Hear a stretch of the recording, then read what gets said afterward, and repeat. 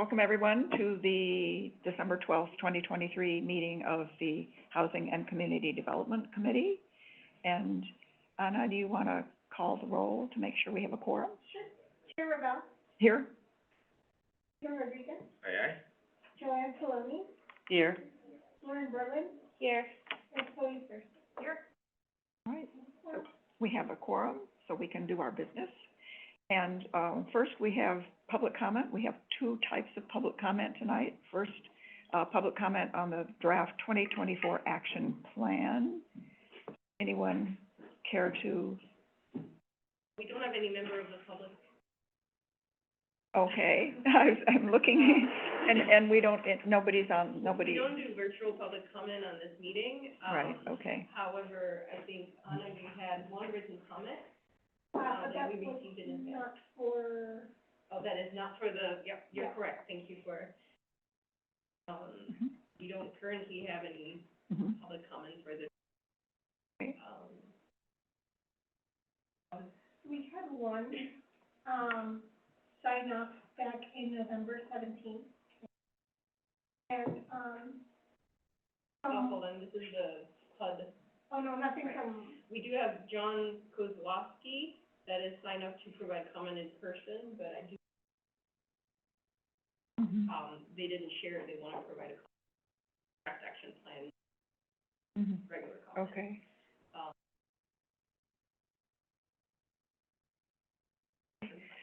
And so that closes the public comment period for the draft action plan.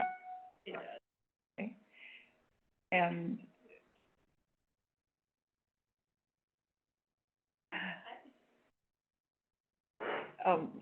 welcome. And then, so now we move on to regular public comment, if we have anybody who want. no one, Mhm. sign up in person, and that's, but we had one person submit a comment regarding just cause. And this was submitted back in, November 17th. Mhm. And, I will read it for you all. It's written comment from Mark Carlin, 442 Elmwood Avenue. And he is in favor of the just cause ordinance. Mhm. He says, as a small landlord, I strongly endorse the just cause ordinance. Tenants are not commodities, they are people. The just cause would not be an inconvenience to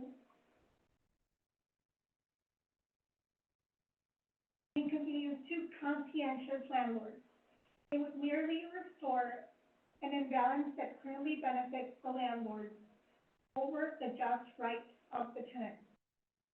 No tenant should fear retaliation for holding landlords accountable.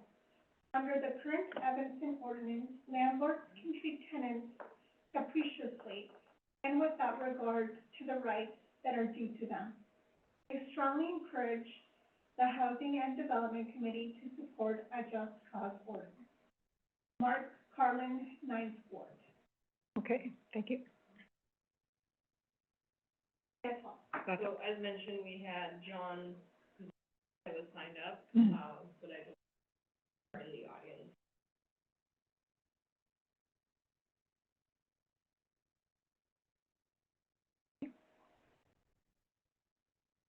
Okay. Please come forward, thank you. The microphone is right there where the chair is.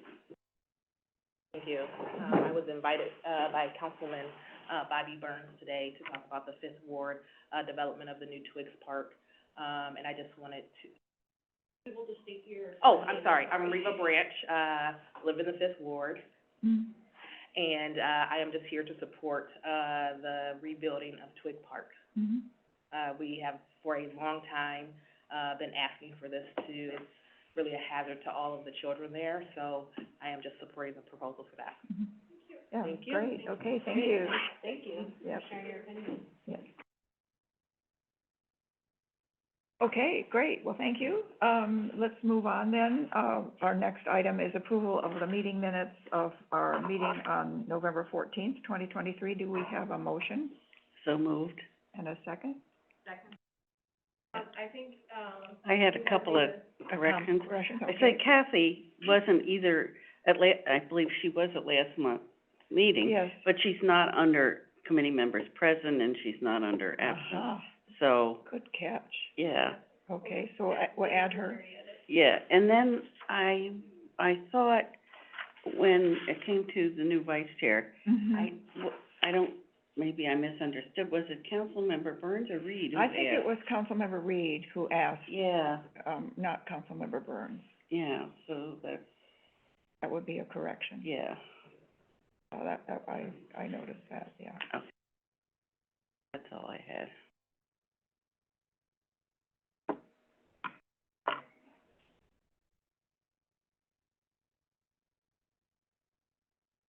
we will make the necessary edits here. Okay, great. Well, with those corrections, then, all in favor of approving the minutes from November 14th, please say aye. Aye. Aye. Opposed, no. I abstain. Oops, yes, you do, right, of course. Okay, then let's move on to, so we have discussion and a vote to recommend to the city council, the 2024 entitlement grant allocation by goal, and that based on the the estimated 2024, funding from the federal government, CDBG, home, and ESG grant money. So, and, yes, and so we have a chart in our packet that shows, kind of summarizes, what would all look like. Yeah, I can give you a quick overview. Yeah, That's thank you. helpful. So as you may recall, we looked at this chart at the last meeting. Mm-hmm. This is specifically describing how 2024 CDBG allocation, are proposed. Mm-hmm. What the committee is voting on specifically, the goals. Right. Mm-hmm. So we're not voting on $500,000 for affordable housing, we're voting on 30% of the grant. Right. Some of the projects that require to be, finalized and voted on before the end of the year will start in January 1st. We will be the agenda items so that you all can decide, those are shown here, but for discussion by the, that's not what this item is voting Right. on. As far as the specific vote, there's two components. There's a 2024 grant, and that's person's goal, as well as a reallocation of about 27 of 2020 admin that was, and that we're proposing to reallocate. The livable communities goal, so this can go to one of the projects, to help. There are two projects next, item that we will be reviewing that are up for, imposed by the committee. They are not funded through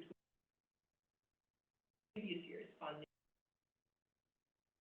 So that's why you may see that, there's only two items here totaling 600. A long list of projects in the next item, regardless of whether we're using free. A couple of those goals in there are goals that are set by the grants. So the public service goal, as an example, is we put it at the maximum we're allowed. There's, the administration of the grant, the dollar maximum is also set by the grant. So that's not something, sometimes we don't expend the full amount and that gets reallocated. That cannot roll over, admin funds cannot roll over to the next year. Admin. Else can I? Well, when we see affordable housing goal, that we understand what that means, homelessness goal, we understand what that, livable communities, we see all these capital improvement programs. Public services goal, could you describe what that includes? So I can describe what that includes, for all your awareness. This is actually not under the committee, it's under the social services committee, which would explain why you're less familiar. There, okay. We are meeting on Thursday to discuss how we're gonna allocate funding. Mhm. Public services provided under, a model that includes case management, safety net service, Mhm. support services currently or specifically. And the allocation for public services is complete amount that you see there, which is set at the max, for public services under CDBG, to a much larger amount that's which is Right, about $1 million that, was part of the budget, voted by city council. Are we voting on that portion also, or no? So you're voting on the The 15% allocation for public services goal, but the specifics of public services is really under committee's review. right. So this committee will be voting individually on all these capital improvement line items, but the social services committee is gonna get the specific, Just the allocation that is allowed? right, Okay. Right, so as part of this vote, you're really voting on, are you in agreement with mhm, how the money is spread around? So one of the things I do wanna point out, you may notice that, I do not have a number for housing rehab admin under this chart. There's only $143,000, allocated for housing rehab. mhm, This is a very important project.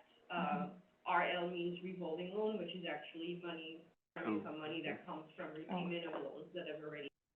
I wondered what that was. Yeah. Right. So technically speaking, on paper, it looks like we're not allocating money for housing. That is absolutely not the case. The Mhm. reason I'm, not showing a dollar amount in here is we have a fairly substantial amount of funds that are rolling over year over Mhm. year due to COVID. Mhm. A lot of rehabs were stopped for Mhm. multiple reasons. Okay, So at this point, what I'm suggesting is 30%.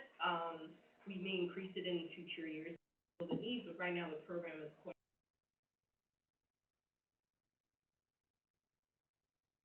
before. so if we spend this money that we haven't spent before, but we spend it in 2024, it doesn't put us over the 30%? I mean, over the, No, this is the goal specifically for 24. So those allocations are specifically for how you're gonna, handle the 24 money, grant. got it, Right okay. now, on my memo, I'm getting the final number. What we're looking at is a total funding of $800,000. okay, There's 143 that's program income, a little bit more, because an estimate we did. mhm, And then there's still about $310,000 of roll previous years, and our side is also providing additional funding through IDA, for some of the housing rehab projects that qualify for. So overall, it's right, quite a lot of funding right, at this yeah, point, great. to consider allocating any more.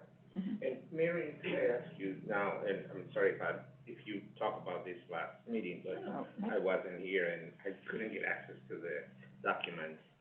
How is it that we got so much money in that particular fund without being used? So, we usually allocate funding annually. And basically what happened is we tend to try to have some funding available in advance to make sure we can. And then, COVID happened, and basically the housing rehab project kind of stopped. I think that year we did maybe 2. There was supply chain problems, people didn't want construction workers.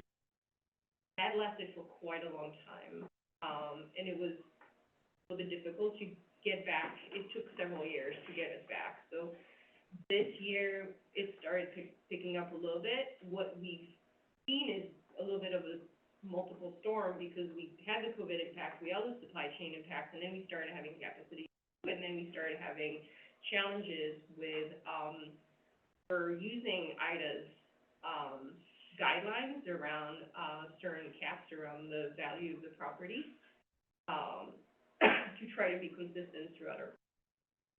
But the value, the market has changed so much and the house pricing has gone up so much that it's reduced. What we're looking at is relaunching the program here, changing that and raising that cap, which is really low right now. For the value of a single-family home. For value of, condo. So essentially, it means that it's mostly condos. Yeah. And like, and condos have some specific. So we're really looking at relaunching fully this program. We're also looking, as I mentioned in the memo, at potentially starting it up with the committee's approval to sell more property because we really see a need, in some cases. So that also will help having more projects and more units. But yeah, this is, it's slowed down quite a bit in the last few years, and so the money's been kind of sitting, not being used essentially, so. My concern with that comes from this, and tell me if I'm out of time on this, but it is that, I understand that COVID happened, and I also, get as part of an answer, the difference in values to what the maximum value of a property being qualified for this type of, loan. But, on the other hand, we have that rehab, really, if it wasn't done, it is not that it goes away. So rehab still is needed in a lot of these properties. So my concern with that is that maybe the city is not being as proactive as it could be on reaching out to homeowners that still to this day could fit under the pricing cap that we have. And then is there a committee that is reviewing what the pricing cap is to increase it so more people that really need these funds and could use these funds are eligible to come out to the city and say, hey, I know of this program, somebody from the city came, knocked on my door, and I'd like to apply for it. But if we don't act proactively, my concern is that this is going to pile up, and then at one point, we're gonna say, we're not using it, we're gonna transfer to other stuff, which is what we've done here in our committee in the past. Not with housing rehab, first, a lot of this money is program income that has to stay within the program either way, so there's that. The second part is absolutely, we're updating the guideline, and to be able to meet our goals for next year, we need to update the guidelines and change that cap to be quite a lot higher, and we also want to find a way to kind of have a little bit more flexibility around that. Who's working on the update? I am working on the update, Okay. yeah, with the rest of the team. I just wonder, well, is it also based on, family income? Oh, I mean, absolutely, yeah. 'cause people, we're all sitting on equity, but we can't get to it unless we take out, we Well, there's- refinance or something, right. and so, a lot of these people don't have the income or Fully don't agree. have the savings or anything to do a rehab, Yeah, and aside from what the value of their home is. Yeah, that's why it's really, really important, like, we're looking at moving it quite a lot higher, using some, county tax assessors, median value, and trying to make sure that it's a full kind of relaunch of the program, so we can start tackling housing rehab much better than we can. CDBG is also more projects than, they have. So there's also the, number of projects that can be done per. So yeah, there's a Guidance definite. could be probably even what the government is doing at the federal level, which is through FHA, to see what their guidelines are for what's, within the FHA eligibility for a loan, and then maybe start using those parameters for these programs so more people become available. And I'm not even sure of where they are now. What limits, the parameters to, I'm just curious as to, you can't just Right, yeah. Right. qualifying criteria, but so where is the sort of ultimate limit? Right now, the affordability, the income limit is defined by CDBG regulation as far as the income eligibility, so all of that is set as far as how they qualify and what the limits are. The property limits, is a little bit different, so we used to use IDA to make sure that, it was consistent.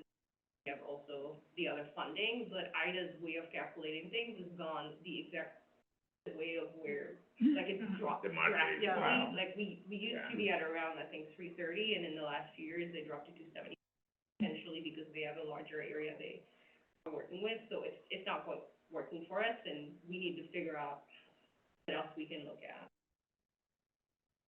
It's not as I was simple, just so saying I'm, something that, we were hoping to try to find something that might be a little bit more in line with how the Evanston market changes, because what we're seeing is some fairly median value, and we wanna make sure a lot of the program that would be. you know, do we, I'm sorry if I'm dragging on this, but I just wanted clarity on it. Are we allowed to dictate our own parameters, or do we must follow IDA rules because of the,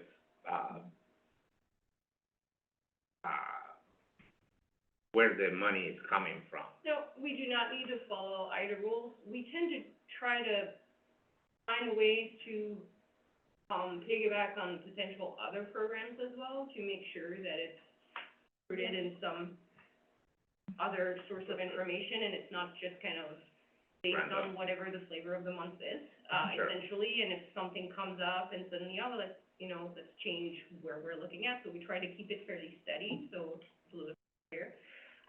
But as far as the value cap for the property value, we have a little bit more flexibility. The income that's set that is not something we can do anything about. Looking to FHA. Yeah. It's pretty consistent throughout the years, and it has, come up some, recently. Right, I'll look into that. My understanding with FHA is because they were consistent throughout the year, they were having trouble catching up with the increase in value, and that's officially the problem we're having here. But it's still yes, I more, will look at that. way more generous than the 270. Oh, yeah, that we have. what we were looking at and, was potentially going, I don't have these specific.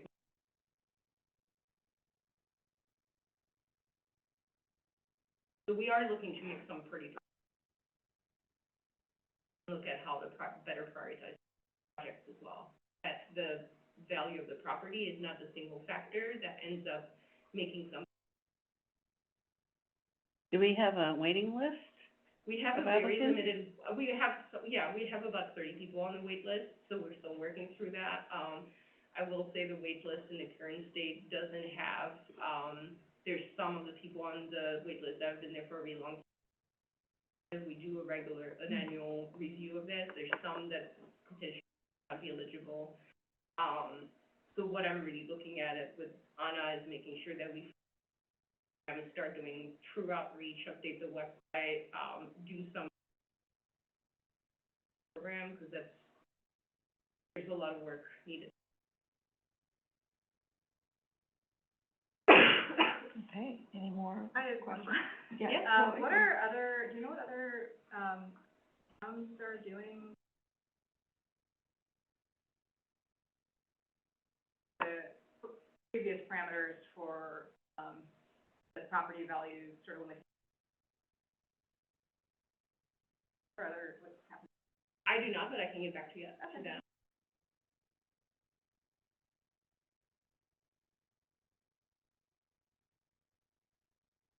Aren't many municipalities that receive CDBG, Yeah. just because, I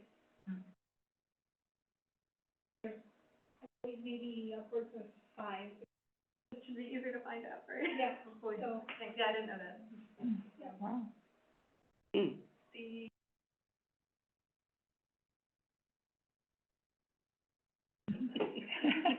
It'll come back. Yeah, it will. I could talk to you later if you want to, or some Yeah. other time, I just remembered. about, yeah. Okay. So housing rehab is one, the other thing, I wanna look at, housing rehab is one of our programs for rehabilitation.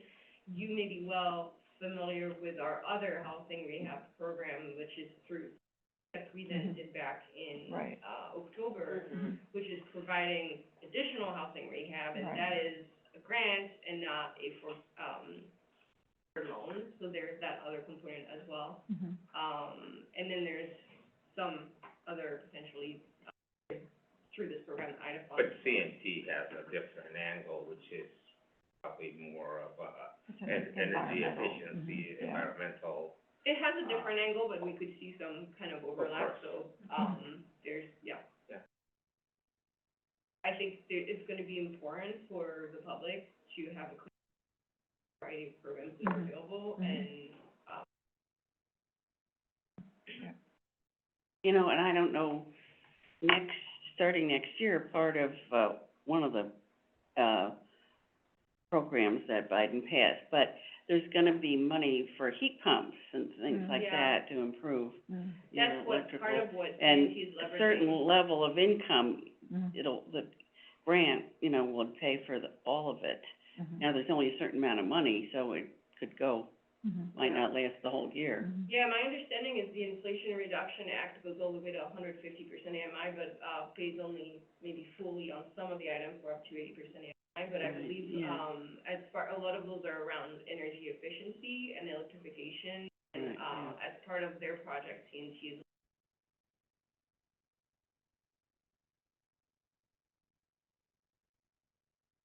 There's gonna be a wide variety of. I'm sure everyone wants to move on, but just one back of the envelope idea would be, if raising the cap is a response to rapid appreciation in a certain period of years, like the last 3 years, let's say, I mean, you could also probably make an argument for just saying, okay, it appreciated on average, the median home price rose 17%, we're just gonna increase the cap 17%. Like, if you feel like the cap pre this insane market was a reasonable place, you could raise the cap to account for the appreciation. Okay. Yeah, I was on a webinar today with National Association of Realtors and their economists and, other people, and so housing prices are supposed to moderate, and, but, there have been like 30% increases in But even if they moderate, 30 people years.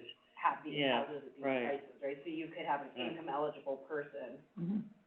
with a cap that, Mhm. that it basically adjusted, like, Evanston appreciation. Yeah, and every community is, And I think you could probably make an argument Yeah. for that, yeah. Mhm. plus 5-10% if you wanted, Right. it's such a Yeah. burden. Mhm. All right. Anything else related to this, or,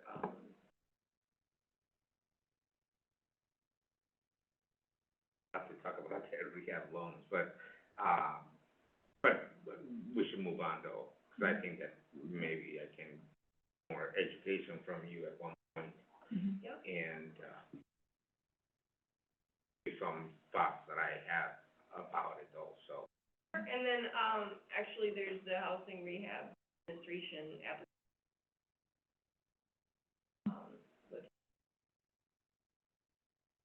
But, yeah, I'm happy to Yeah. hear. So as long as we are all comfortable with these percents, which is basically what we're gonna vote on, then we actually need a motion to approve, a motion to recommend to city council, the 2024 entitlement grant allocation by goal based on estimated 2024 CDBG home and ESG grants and reallocation of 2022 CDBG admin funds. Motion? A second? Been moved and seconded. Anna, do you wanna? Sure. Aye. Member Burns, Aye. Rodriguez, All right, Joanne Saloni, Aye. Lori Berlin, Aye. Chloe Thurston. Aye. Great, thank you. So now we have,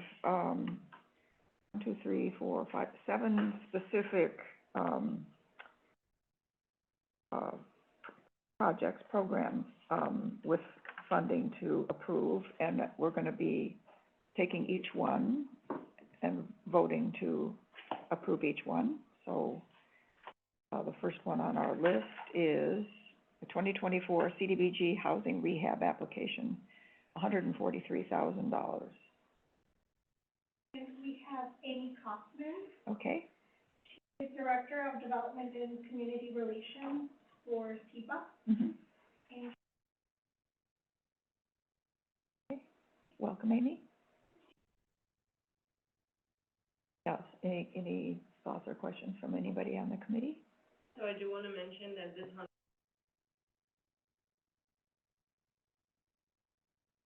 there's no CDBG Ah, being okay, requested out of their. all right. And CBA is the organization that has also a good chunk of money to be put into this pool of money for rehab. Money will come from, Mhm. yeah, it will be.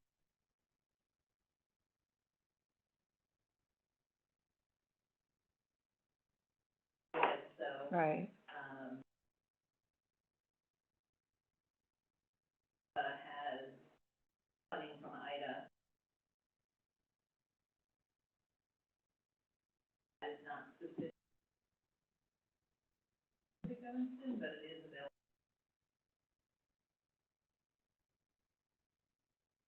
So are we approving the 143 exclusively for Evanston, or is that money that can be then mixed with what you guys do and take it anywhere in Cook County? You're approving the project budget as a whole, including the 143. Everything else is either rollover funding, from previous years, or, funding that would be potentially private funding. That was not my question, though. My question is it applied only in Evanston, these funds, that we're approving today, or is it for anywhere where CBA works No. in Cook I'm County? sorry if I misspoke. My point was that money that you're talking about, other pool of funds, you asked if there were additional funds that we have for programs, and we do. That's not part of this tonight, Mhm. but there's IDA funding that we can use in Evanston, but we can.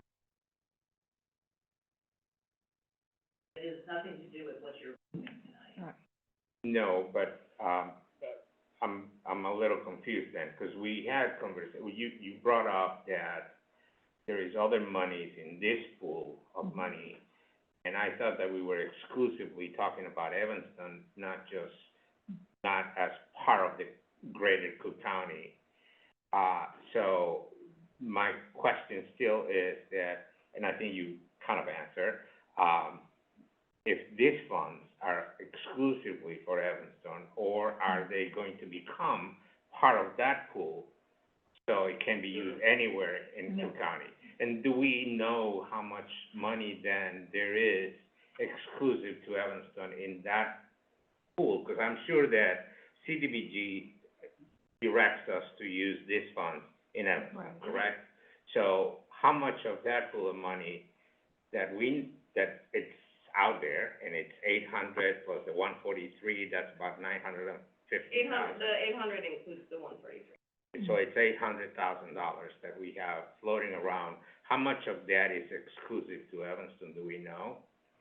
So right now on the budget, what we're showing is that, we have 310 that's specifically entitlement, and that's specifically Evanston. We have CDBG revolving loan, which is $583,000, that's specifically Evanston. And then SEBA has provided an estimate, $228,000, that would be available as a project for any applicant in Evanston. That, if they're eligible. That's enough to amount to $220. Right. The 583 is specifically Evanston and will stay specifically Evanston. It Okay. never crosses or go in a pool or anything like that. The way it works is every application is approved specifically for a source of funding. And CDBG funds are handled by this team and specifically if, there's an application that's specific funding, then they get funded through that. But regardless, it's always a deal or stake application or any other. Great, thank you. And I just wanted clarity on that, you know, it's, we're all humans, and whatever we are, it doesn't matter, but, I just wanted to know with clarity, how much funds do we have for us? Does it include, 60204, Fred? Oh, okay. Evanston, Skokie. You mean No. 60203? 203. I mean, 3, Yeah, yeah, no, it doesn't. 3, yeah, okay, 60203 is Yeah. Skokie. yeah. This purpose is Skokie. Right. For other Cool. purposes, it's Evanston. Right. Yeah, Okay. cool people, really, Okay. I mean, Yeah. they, It took me a well, long they time could to get the figure that best of area both out. worlds. I was gonna say, we're lucky Yeah. people, Yeah. depends on your opinion. Yeah, it's the best of both worlds most of the Right, time. okay. So, are there any more questions about the CDBG housing rehab, money that we are voting on right now with the $143,000? And could we have a motion to approve, I moved to. approve that the allocation $143,000? Of the 143. Okay. Second, Thank you. All in favor, please, can I just do all in favor? Yeah. All in favor, please say aye. Aye. Aye. Opposed, no? Okay, so we've done the housing rehab. Next is, yeah, thank you, Amy. Thanks. Next, we're doing housing code enforcement, and the allocation there is $357,000. We do not have, Margaret Spar is the, manager Right, code enforcement, she's, Okay. I'll take any question if you have any, if there's anything outside of my knowledge, Sarah Flax is on hold, she's at the preservation right. meeting, she can, I can, Right, we okay. can arrange things, so we Okay. have to, Right, okay, deal with it on person. yeah, any, Why don't you give us, can you give us just a quick overview, overview of what is it really that, housing code enforcement, right, application is, and what is this fund going to be used for, just in a general, Mhm. very general mode, bless you. Sure. At a very high level, this is, $357,000, last year was about $400, we reduced it.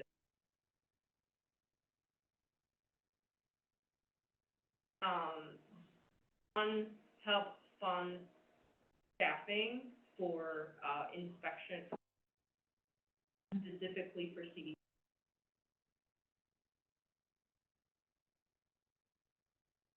And are healthy and safe for our renters. It doesn't cover the full extent of, it's a small portion. We'll charge it and specific charges, specific.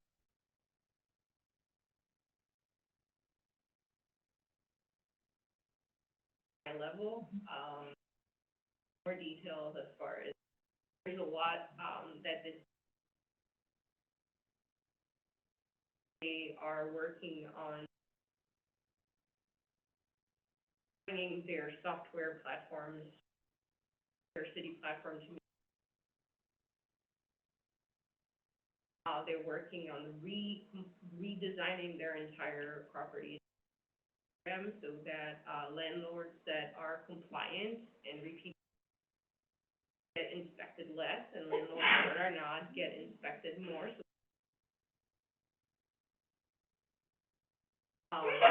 Bless you. my goodness. You're Going going around. around, huh?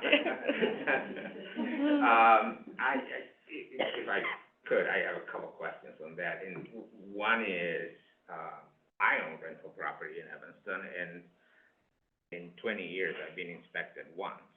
Right. So, Yeah, I've only been I once in don't, I mean, we keep our properties really good, but I don't think that that's the reason why we haven't been inspected. I think that it's a chronic, either understand. lack of inspectors, There's or that, there's something that else happening is right now. going on, and maybe there is a concentration of inspectors, not that I'm calling inspectors not to come in and check me out, but I think that if we are really looking out for the population of Evanston, we should be inspecting properties a little bit more regularly. And once every 20 years, I don't think it's regular enough in any imagination. So, I really don't know where we are with that, and how is this funding going to improve that type of service? So, I've been concerned, and I have a lot of friends who are also rental property owners, and they tell me the same thing. We haven't been inspected. I sell real estate, and I sell rental properties, multi-unit buildings in Evanston, and not until the time of sale, occasionally, we have somebody come in and inspect, but it's occasional, maybe 1 out of 30 or 50 transactions that it's multi-unit that comes in inspected just before the sale. So I'm really troubled by that, because we're not inspecting the rental properties in the city as we should, and allocating more money to it when it's deficient. What is the city doing to improve that service? So I'm not gonna be able to answer all Sure, the of course. questions, but I did text Sarah to see when she would be available, and we can, push the vote to later and, what I can tell you is that, staffing and hiring has been an issue for that team. I believe they're currently have at least one potential right now, and that's a recurring theme, the last few years. I believe we have, the new manager that started about a year ago, and, them in the inspection program, including the rental registration, rental licensing. There's a lot going on around that review. I also understand that this funding that you're providing through CDBG, is a portion of their budget, not their full budget. When, what we need to happen to have, more inspection, most likely funding an ability to hire potential. So one of their approach has been to try to devise help to be able to. And then as well as the layer, this team does routine inspection as well as complaints. The complaint inspection, there could be also what they're doing as a whole. There's urgent. That's,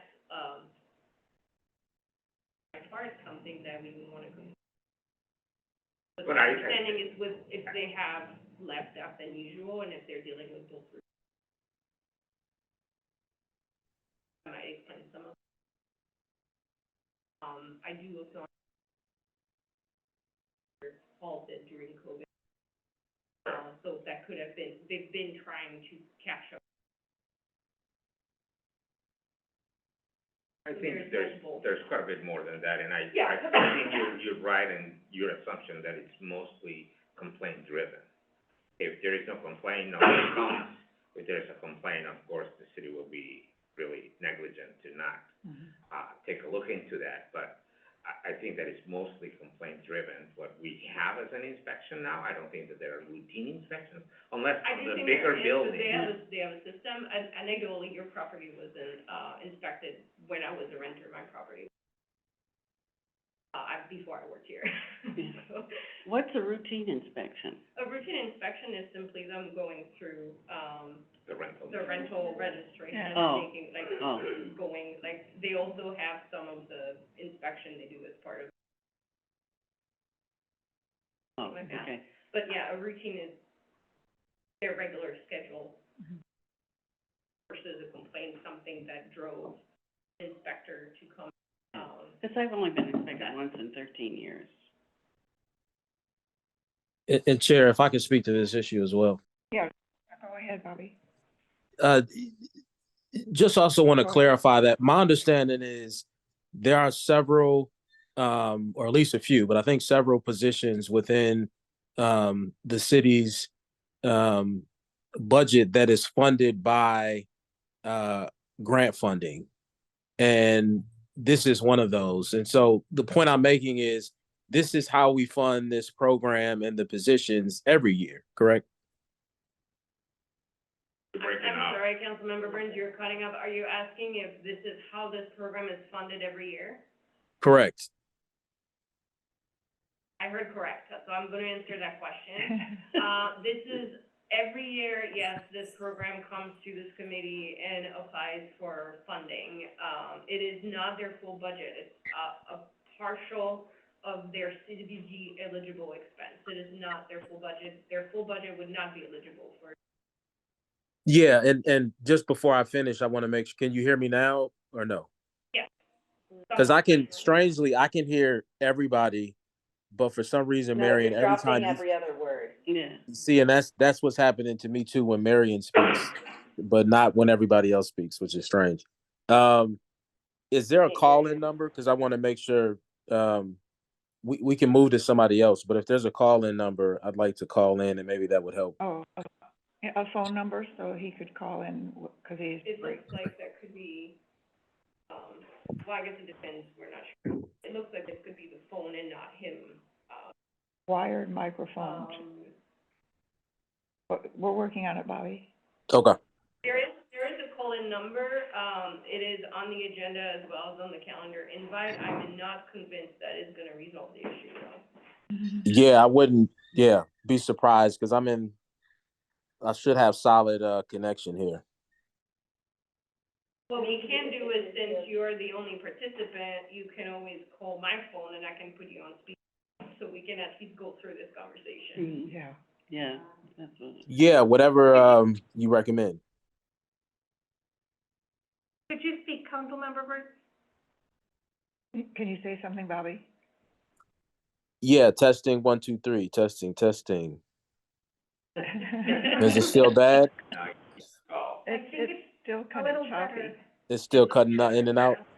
Say a whole sentence, like, what did you eat for dinner? Just give us a sentence. Oh wow. Ate a little bit of a salad and some fish and some beans, I believe. No, and not good.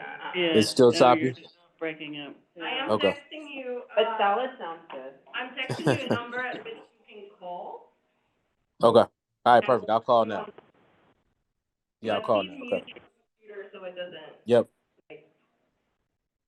Hang on a bit, yeah, I think we got up soon.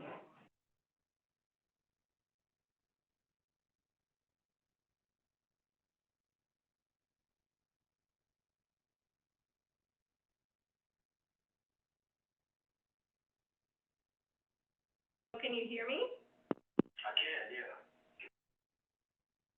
Yeah. Yeah. Okay, I'm gonna put you. Yes, I can. Can you? Yeah. Okay. But, so what I was saying is that, although there's certain grant funding like CDBG that has to be approved by this committee and other committees every year, the point I was trying to make is, my understanding is that there are several, staff positions, employees that work for the city of Evanston whose salaries are supported, in part by outside grant funding. And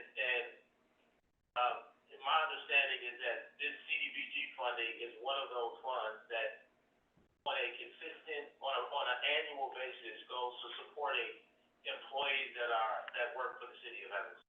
My question was, is that the case? And again, I know it has to be approved every year, but if we went back the last 5 years, 10 years, whatever the case may be, see that this funding, CDBG funding goes to support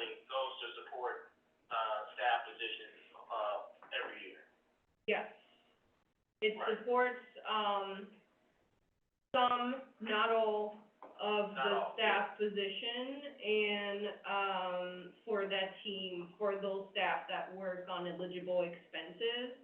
Sometimes when it's eligible, some portion of their platform that they use to do work. And I know last year CDBG funding for this was 400, the year before that it was 375, and historically I think it was closer to 350. But if that's something. While you're looking that up, I'll just continue.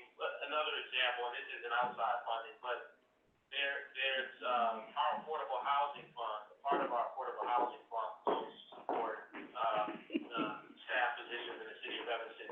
So the overall point that I'm trying to make is, this may seem like a new request, but it is not. This funding, literally is the reason why we can do the baseline of what we do now, right? Without this funding, we would have to use general reserve funding or find other funding just to support the staff that we have now that goes out and not only does some routine inspections, but as always continues to inspect rental units that are newly online. So if I want to if I buy a property and I want to rent it out for the first time, where I go through major renovations and I want to, and the property was vacant, I want to rent it out again. We've always, in my understanding, have continued to do inspections in those cases. Plus, we respond to property standards complaints and other complaint-driven requests that come out. And just to continue to do that, those positions are funded by these dollars. So I just want to be clear that this is not really a new request. It's an old, regular request that this committee gets every day that we usually just approve.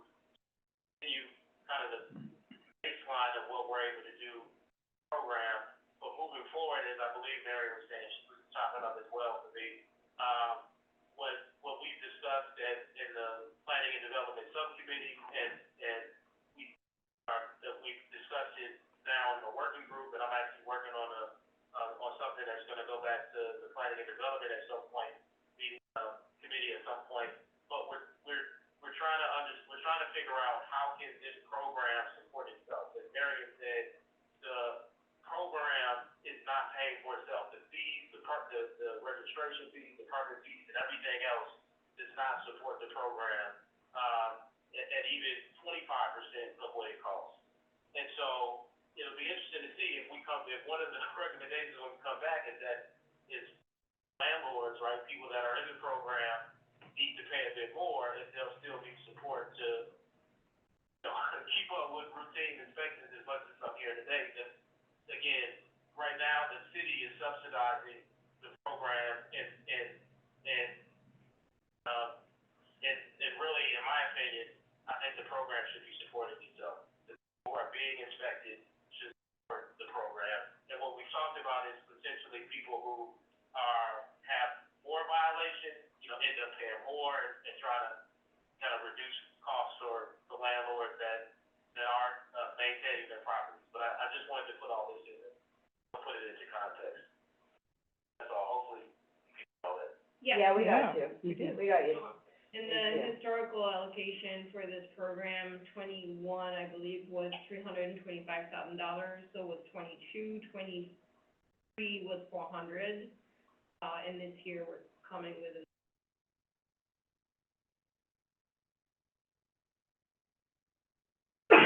lower than 23, but, higher than 2022 and 2020. And are these funds that are allocated by CDBG a specific use, or do we have any latitude on how do we distribute that money? So if your question, if you didn't want to fund, are you saying, could I put all this money towards housing rehab instead of code enforcement? Or somewhere else, anywhere else, yeah. Yeah, that's essentially, you could, as long as this is something that's allowable under CDBG in a program that's feasible within the year that we're trying to spend the funds. There's a variety of, but yes, technically speaking, you could say, want to use CDBG that, committee was feeling they wanted to shift drastically in how, then that's something that would recreation of the concept. Lot over 5 years, how we spend CDBG. Well, I'm sorry, go ahead, Dawn. Oh, no, I was just gonna say, based on the fact that, I mean, I understand this frustration, but it sounds, you know, it sounds like the money is critical to achieving what we are able to achieve. I was just gonna say, I'm ready to vote on it. I was just gonna say then, on that note, I understand the frustration that, Bobby was talking about. But also, on the other hand, is that if we don't have a good analysis of where would we use the money and how would we use the money, that it's allowable, then, you know, I think that maybe this is the time when we say, okay, there's something's gotta happen here. We will continue to allow the usage of these funds for the, enforcement, code enforcement, but, you know, something needs to be addressed here in some way or another. And it's either do an analysis of what, Bobby Burns was saying on the phone, that we have, violators of the code come up with some fines to make up for this monies, or something, you know, that, needs to be added on to the income of the city to then override the use of these funds that we need to allocate to this. I agree with Lauren that we should allocate it this year, but there's gotta be some noting of the system is not working well.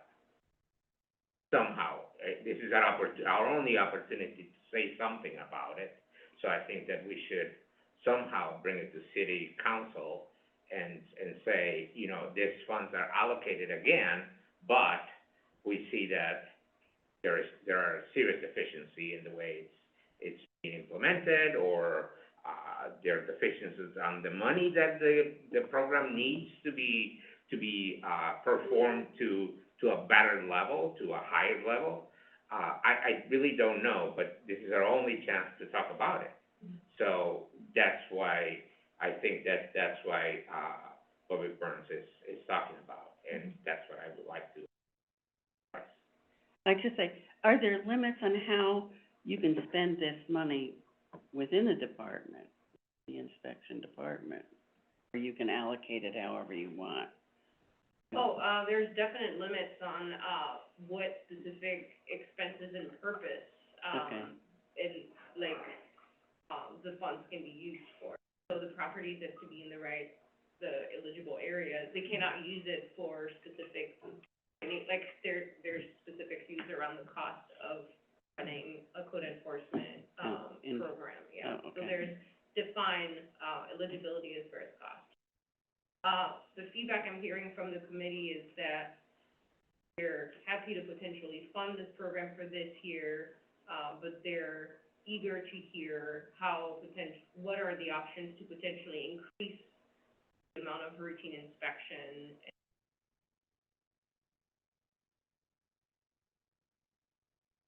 Or somewhere along the way, More Marion, regular. to have somebody from that department, from the code enforcement department, to come in and talk to us, talk to the committee, and say, this is what we're doing, questions and answers questions from us and answers from them, and from anybody from the public that wants to come in and question them and see what's going on. But really, I mean, the city is great at, using the funds in a way that is allowed. Absolutely, and I think that the funds will be used that way. I don't think that there'll be misuse of funds, but, maybe not being misused, but not used to its full potential. Right.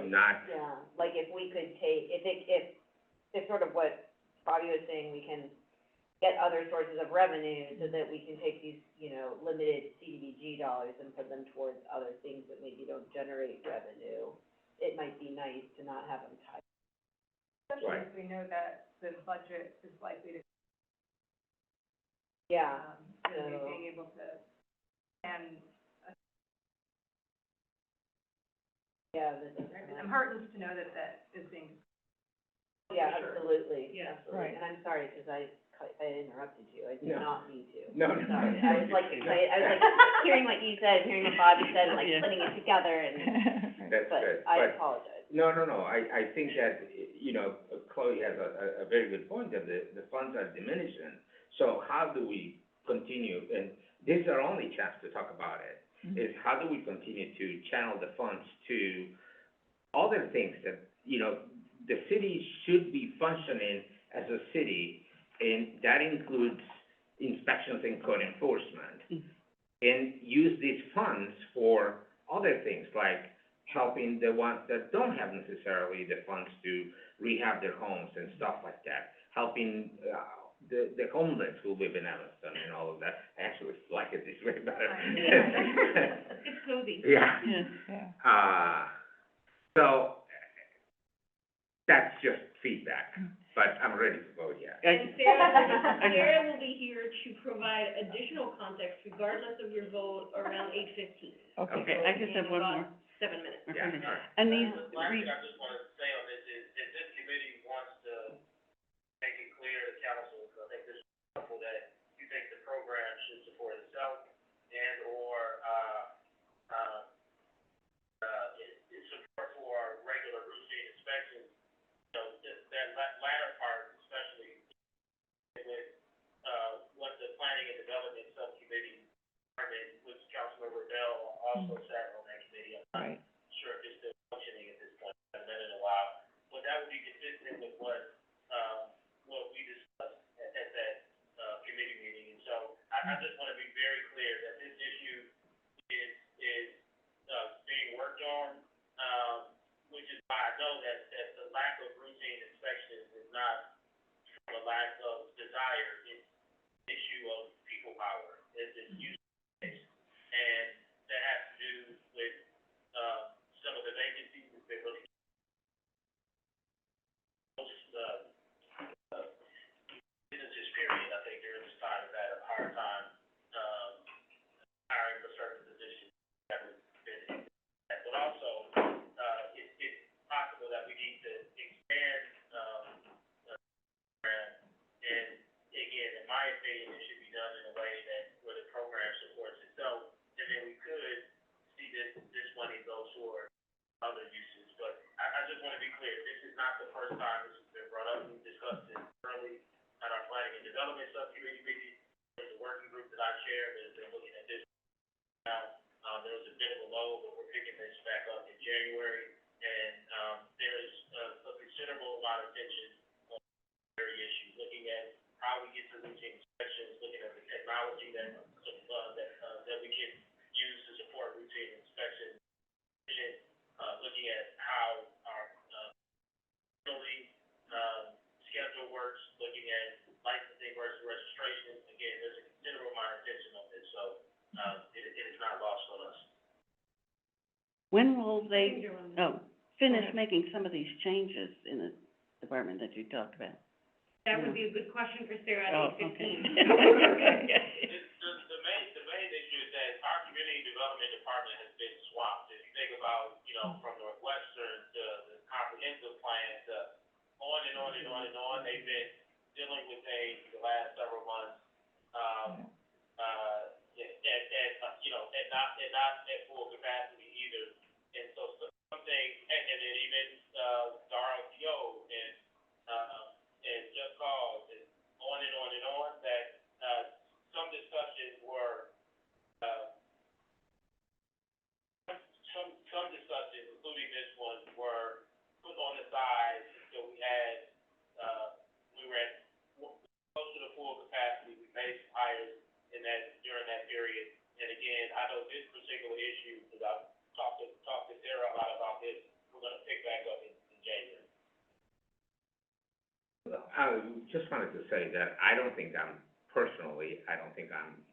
ready to make the statement as Bobby's putting it out, that the department should be completely self-sufficient, because I don't know. I would like to get more information from, somebody from that department to come in and educate me more before I can come up. I know he participates in a ton more committees than I do. This is my only committee. and it takes a lot of my time. So, but, he has more knowledge, I don't, so I would not be prepared to endorse a statement like that fully, but, I'm definitely 100% behind of what I said before. And just to recap what you said before, is that you're hoping for, potential way to have a more efficient or frequent routine.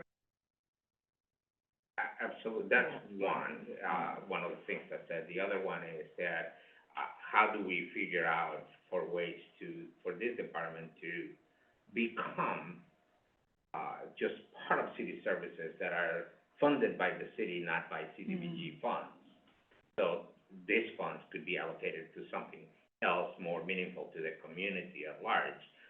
Not that inspections for rentals are not meaningful, that's not what I'm trying to say either, but, you know, in a different way. Use them in a more sensible way to the ones that need it the most. I just think it's an incredibly important function. I mean, decent environment, we have to actually, if we're not able to enforce this, if we don't have enough inspectors, it's not that, I agree with Hugo, I don't think there's any specific reason to say that, oh, this needs to be self-sustaining. In fact, that can be a way to kind of kill things too. Right. It's just that if we don't have the resources currently and sort of looking in the future, we're still likely to not have them, then sort of every way that we can possibly, everything we can throw at this, I think we should, just because again, it's a fundamentally, even here, it says, this is an important tool to protect the rights of very low-income renters. Can't really do that very effectively, but everyone here knows that, I think. So this is just to send that message back, since Bobby had asked if we were kind of. I also just want to remind the committee that every city does not have a 301 department, like we do in the city. Actually, we're a few days away from, an upgrade of that system, technology. And so, earlier, although it's with routine inspections, we still have, people still have the ability to complain themselves, and they do. So as was mentioned before, there's a lot of complaint-driven requests that come in. And we've invested in the technology and the people to take those requests. So it's one thing to say like, oh yeah, you can do a complaint or request, but not having infrastructure and staff available to take those requests and make sure that they're assigned to the appropriate division or staff person in the city. That's not the case. We have a robust 311 department, which I think has allowed us to keep up with some of the complaints, maintenance issues that tenants have had. And so I don't want people to think that the ball is being dropped. It's not, because we have a robust 311 department. Do we need to handle it through regular routine inspections? Of course, but if we don't approve this, that actually weakens our ability to continue doing what is working at the city.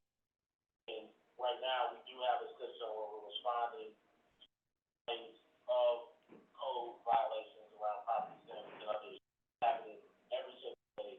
And as Hugo said, we can absolutely have folks come out and explain those issues, but also mark the spar. But helps us continue the work that is happening, that is resolutions between having with landlords, and again, unapproved, we just our ability to work. Yeah, well, I I think guess that what the you- committee is certainly Yeah, supportive, one thing, right? but Yeah. I have rental property in Calumet City, Mhm. and they would inspect your rental property every year and nitpick. I would go to hearings down there, Mhm. and there would be hundreds of people Mm. coming in. Oh, you get fined $75 for this, I got fined $50 for weeds in the alley. They just nitpick these Mm. poor people. I mean, it's not as Right. rich a community as Right. Evanston by any means, so it can go overboard, Right. too. Right, So, yeah. but COVID seemed to, I haven't had an inspection there we for a go. few years. Right, Like, yeah. So, yeah, that was Okay. crazy. Well, let's go ahead and Yeah. make a motion on this particular item, and then when Sarah comes, we can ask her further questions. But, so could I have a motion to approve, the expenditure, the allocation of $357,000 for housing code enforcement? I move for the approval of the $357,000 allocation to the code enforcement department. And a second? Second. Okay, all in favor, please say aye. Aye. Opposed, no. Okay. We're ready for, I'm just going down the way they are in this PDF here. So next on in the PDF is, our Twigs Park improvements. Do we have someone who? I thought in the, is that, oh, in the PDF. I'm just sorry. looking, I'm going, yeah, as opposed to the agenda. And may I introduce first, so, the next few applications, so we're doing Twigs Park, Sure, there's two applications. right, yep. One, is for regular CDBG, and that's rollover funding, if we approve. Mhm. The other one is for the other part, which would be specific CDBG, CV requirements associated to social security funding. Mhm. We have, the public works team here able to answer any of your questions. The second block of application is also from them, and that's related to your alleys and sidewalks. Yep. The two alleys that are presented here are alleys that you already voted on, so we're voting on funding, Mhm. using and the sidewalk, standard sidewalk. Okay. Stephanie Levine is here, she's the senior project manager, and she's actually not here. Sorry, I'm here. Laura, Sorry. Bureau Chief, and she's here to answer any questions regarding the trip. So tell us your name again, I'm Give sorry us about an that. overview, Laura Biggs. just a quick overview of what. I've seen you Yeah. on Zoom, but not in person ever, so. Sure. So Twigs Park has two playgrounds. These playgrounds are pretty deficient. There's been. And so our goal would be through two different projects, because they're separated, throughout Twigs Park. One, the playground by Payne Street is for older children. That one is actually the one that we are requesting to use the, rollover funding from the CD fund. That would require us to sort of do the playground so that it would be great for pandemic use. So that's a larger space, a lot of existing playgrounds already. So we would be looking at getting that playground equipment and sort of spreading it out, making sure it's materials that are easily cleaned if necessary, just generally encouraging, less kids joined together and more individual play. The second playground is over by Rich Street and Simpson, so we're calling that the Simpson Street playground. Mhm. That playground is, for the 2 to 5-year-old set, and we would be looking to replace that playground equipment also. And can you tell us a little bit more about both, in the sense of, when you said it's pandemic, you explained that it's because of the spacing of the equipment that is going to be used in that playground, and you said it's for older population of youth, if, pardon the oxymoron there. Sorry, it's hard to sit. Yeah. Stand when I talk. That's good. So the pandemic related, let me just real quick say, playgrounds generally are designed for 2 to 5-year-olds, 5 to 12-year-olds, or, teenagers or under 2. So almost all of Evanston playgrounds are 5 to 12. And Twigs Park was designed with 2 separate playground installations, the 2 to 5-year-old set, by Simpson Street, the 5 to 12 by Payne Street. We are, receiving potentially enough of the, pandemic-related CD funds to do one of those playgrounds. And so when we looked at our options, the one by Payne Street was designed with a much larger space. The playground is bordered by a concrete curb that really defines that space, and that curb can largely be reused. So now, even though most of the equipment's been removed over time due to efficiencies, and we can't necessarily envision what it once looked like, it's easy for our staff to understand how we can space things out. And so we don't entirely know how to do it. We want to talk with some playground equipment manufacturers, but if you could picture something that's more, like, a ninja training sort of course, that those are very popular these days, where there's stations where children can work through the stations. It's unlikely that more than one child would be at each station at a time. We would be looking at doing that kind of installation where, I'm not saying that is the installation, probably do at least one public meeting just to get a feel that that would be okay for the neighborhood. But really looking at something like that where, it's a really, really designed while many children can play, they aren't playing together. 2 to 5-year-old installation, over by Simpson Street is not being utilized, it's not using the CDBG CD funds. And that funding we would look at just doing a more traditional playground installation where, slides, swings, climbing equipment, it would be very typical.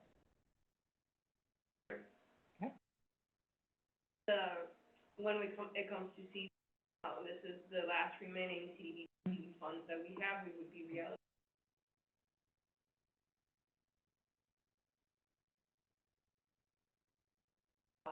Essentially.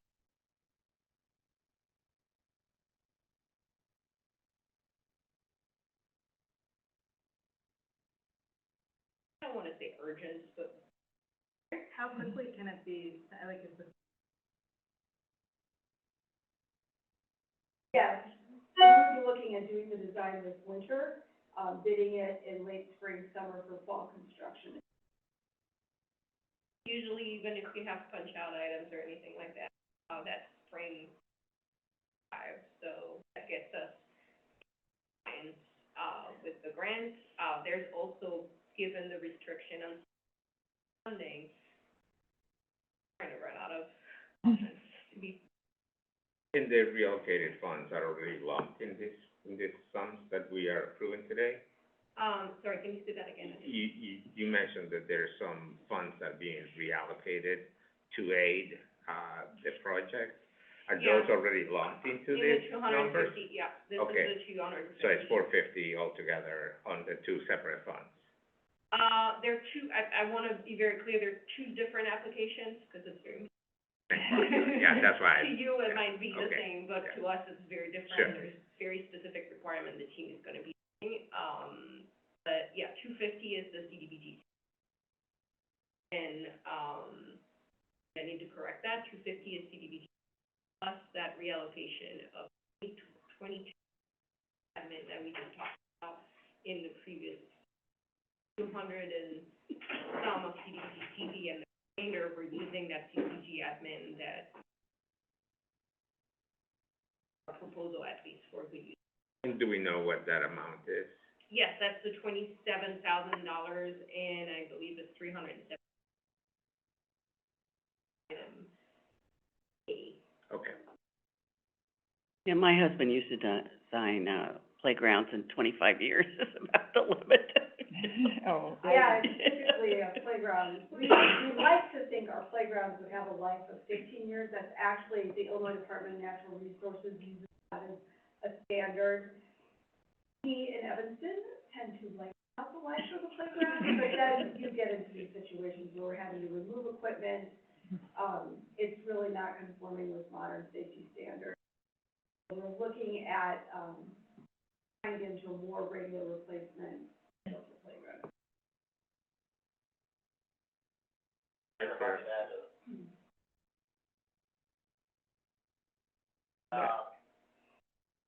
To say, one, I wanna thank Marion and Laura and Stephanie and everybody else that's been involved in this.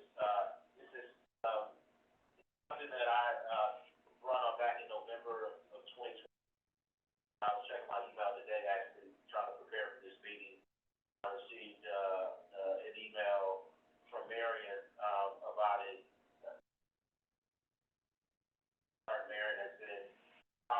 trying to find a way to, fund these improvements of playground, equipment, rates, and part, more context, we are, at how we can do a job at maintaining our parks. Ultimately, most of the funding is likely gonna come from, our CIP program, and so we're gonna issue bonds in order to fund it, which I think, considering that, the improved bond class, as long as the life of the bond, it's appropriate use of, funding in many respects, but also in order to save the taxpayers money, bonds, we have to pay interest on that money. If there is alternative funding that we it's something that I personally would like to see, and I think council would as well. And that's why I always felt like funding, and I know it that goes for these two different playground sets in park. But I always felt like this was a great use of funds because most of what we do is on rehab, which is great. Valleys, my thought was, can we do something for, to help, with recreation in this area?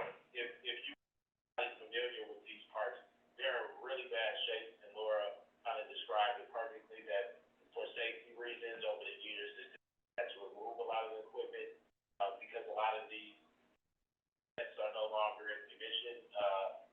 They either have to order parts from overseas or, and Laura can correct me if I'm wrong, sometimes the parts just aren't available, and so different stations remain unusable. And I've heard from, nearby, neighbors who have, many who have children in the area, as well as from, Ms. Branch, Reba Branch, who I don't know if she's still in attendance, but she reached out to me through email. I had Joanne Avery, long time, program provider at Family Focus, who invited me, Family Focus, and they set me in the front of the class, and one by one told me how, they took a trip to Twigs Park, and it was in bad shape that they don't compel to invite me to hear one by one and come up and tell me in front of the class what we needed to change about it. And so this, you'll see once, if this the council that will have, quite a bit of people in attendance with this, Joanne and her students today, but there's a lot of support for this. And again, I felt that, we have rallies, we approved, have on program, let's switch it up a bit and fund parks and credit and socializing. I just wanted to give a little bit more context. Yep. But thank you to everybody that has helped to put all this together. Yep, that's great. I was just gonna add to that, we lived in the Fifth Ward until about a year and a half ago, very near Twigs Park, and my kids played, that was our park, we played on a lot growing up, and it's true, there's a noticeable, like, people kinda hanging out in the, like the picnic bench, the covered picnic bench area, 'cause there's not a lot of equipment that kids can play, like, it's there, but you're not really gonna use it. I think it's a great need. You gotta listen to the kids of what they want too. Yeah. Yeah, but, I think it'll be a great addition. Yeah. To fix that up. Okay, well, let's do our votes on the two parks, and then we can talk to Sarah. So the first one was the Simpson Street Playground, at Twigs Park for $200,000, from CDBG funding. Could someone make a motion? Yeah. A second? Second. All in favor, please say aye. Aye. Opposed, no. Okay, and then the Payne Street Playground, for $250,000 CDBG CV funding. Do I have a motion? And a second? May I, Whoops. up to it's $250,000. Right. Including CD And- the allocated 2020 and the rea- CDBG admin. Okay, thank you. Okay. He'll motion that, sorry. Thank you, okay. Okay, all in favor, please say aye. Aye. Opposed, no? Great, all right. So, questions for Sarah about our inspection program, or Public code what, enforcement. code enforcement program, I mean? We're already past that. We just Yeah, miss you so much. Well. That is great. Well, I'm running between preservation. Right, and yeah, community, so right, I exactly. apologize for Yeah. getting in there. We're just trying to get feedback, you know, and Bobby Burns had a couple of, good comments added to this. Mine were that, you know, the city really doesn't have good crew of, inspectors, property inspectors. Because really, there is a lack of routine inspections in this, almost to non-existent. And maybe we're more complaint-driven than anything else, and I think that that is a disservice to the tenant community of Evanston, which is a large percentage, is almost half of the population of Evanston. Plus, you know, the property at large, I think that also should be inspected at some level or another. You see houses that are in less of a good shape than others, and, so, I'm trying to remember what my train of thought was then. You were saying that, could it be like folded in to more of a city function? Is there other revenues? Right, and CDBG, in my mind, is to be used more with the population that has the most needs in Evanston, financial needs, more stress financially. And I don't think that using it for code enforcement is a good use of those funds. I see that it's, historically it's been done, but we would like to kind of say, for one, learn more from the department directly, for somebody from that department to come to this housing committee and say, give us an education about what is it that the department do, what are the resources that they currently have, where their funds come from, how they use them in a macro way, not necessarily in a granular way. You know, what is it that each inspector eats for breakfast every day, but, you know, more general, what is it that the department is really doing, how do they tackle, I'm sure that they're overwhelmed, you know, if there is a lack of inspectors for, and many others probably. So, but I sell real estate, and I have a lot of friends who own rental property, and myself I do. I was sharing with the group that I have been, not that I'm calling inspectors on me, but I only been inspected once in 20 years. And, you know, that kind of raises a flag for me. There is no routine inspection, systematic routine inspection in Evanston. And most of my friends, I asked them, when was the last time your property was inspected? And they don't have an answer. Oh, it's been a few years. How many years? 5, 10, 15?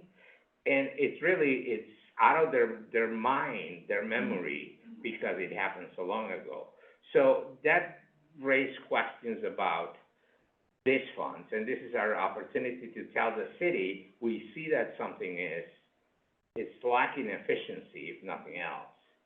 So that was kind of the comment that we were at, and perhaps there is a way for us to then shift the direction of these funds to some of the other needs of the city, some of the other needs of the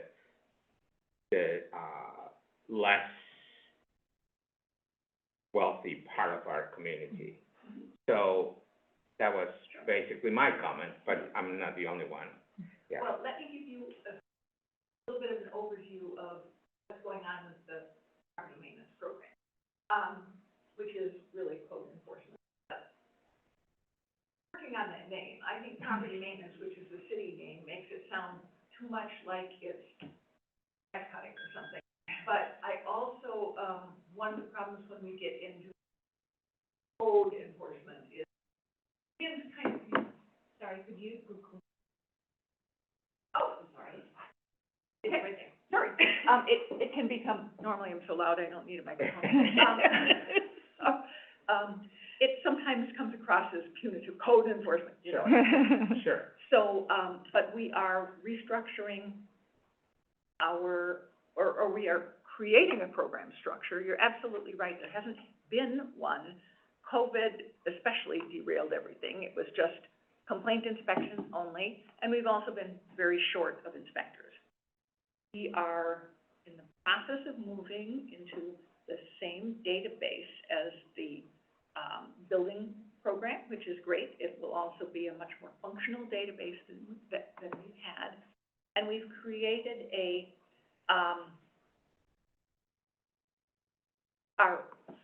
we have goals. These are the goals of the program. One is to ensure decent, safe, sanitary rental housing, particularly for our lower income renters, and that's where the CDBG comes. Historically, way back when I first started the city, we had a program in theory where CDBG area, apartments in the CDBG area were inspected every 3 years. The rest of the world was inspected every 5 years. Well, we never quite made those numbers because we never had that many inspectors. And so all of our planning was based on a set number of times, if you're in an area that could be more disadvantaged, we're just going to inspect you more often. Doing a different approach. Routine inspections, you have a checklist and you get scored. Score determines how soon you get re-inspected. So if it's kind of like, wow, that's wonderful, we'll inspect you in 5 years, your apartments are in great shape. A little more issues, maybe every 3 years. If you have many more issues, 1 year. So that will allow us to focus our resources on the housing that needs the most. And that's the first thing. And it really is to return to that routine inspection. Right now we have only inspectors. We are very close to hiring. Fingers crossed, okay? Because you're right, you just can't do anything other than respond to complaints when you have that small a staff. But the goal is move the inspection ones who have inspections every 5 years, let's move them to 3 years, and then the 3 years to 2 years. So we're really trying to move the needle, and we'll have a way of measuring it. And I think that's one of the critical. And, we will still have complaint inspections. We have to respond to those. And quite frankly, if somebody's got a 3 or a 5 year next inspection, but we get a whole lot of complaints, I have to make some modifications. There's got to be that sort of thing too. And expect to be launching this by the end of the first quarter at the latest, but it's going to take a while. And one of the things that we plan to do is do full inspections of all buildings, and we'll set up a schedule that inspectors will have their routine inspections, and we got to leave some time for complaints to be fitted in. We'll have to work on that. There's going to be a balancing act, but that will allow us to start working our way through all of this and having a real process. We're aiming for 5. And how many rental or buildings? Well, that's the problem. We are nowhere close to, but we What's need. the optimal number? We don't know yet, and Okay. that's part of what, honestly, we need to get the process going to actually figure out how many we need and how, because once you do all of the, you initially will do full buildings, but in future, we are likely to do a sample. Because it's unreasonable to inspect every unit in most cases. And this is something historically we have done with rooming houses, which are largely dormitories at Northwestern. We don't inspect every room. What we tend to do is alternating floors every year or something like that. So again, set your inspections. If a building has a really, really clean inspection, if it's a 100-unit building, I'm just making it up, we might only do 10 or 20% in the future. Because we really, the whole thing is we have to learn how to balance and really use our resources. But to follow up, I don't wanna, Yeah, go ahead. sort of me, how to think about the resources. Currently have enough resources, what you're proposing. Probably and it's not. And I guess, like, what's the aim, you know, like, what would the appropriate funding be, because we're sort of, like, very limited. Yes, and one of the things, this is actually put into the council, one of our, responses to council, when it was like, how can we generate more revenue? The way we charge, any of the fees associated with, rental inspection not changed since. All inspections right now are, you know, if you're getting a routine inspection, it is absolutely, you know, there's no charge for it. I think we have, the only charge is a station fee, which is, it's $20 per unit. And then it goes on a sort of sliding scale, so the maximum price anyone would get charged for a building of this is really archaic, and of course, it's hard to justify more staff if we're not, I don't see this as, the purpose is not to make money, it's to fund the program, and we have to get to a balance of that.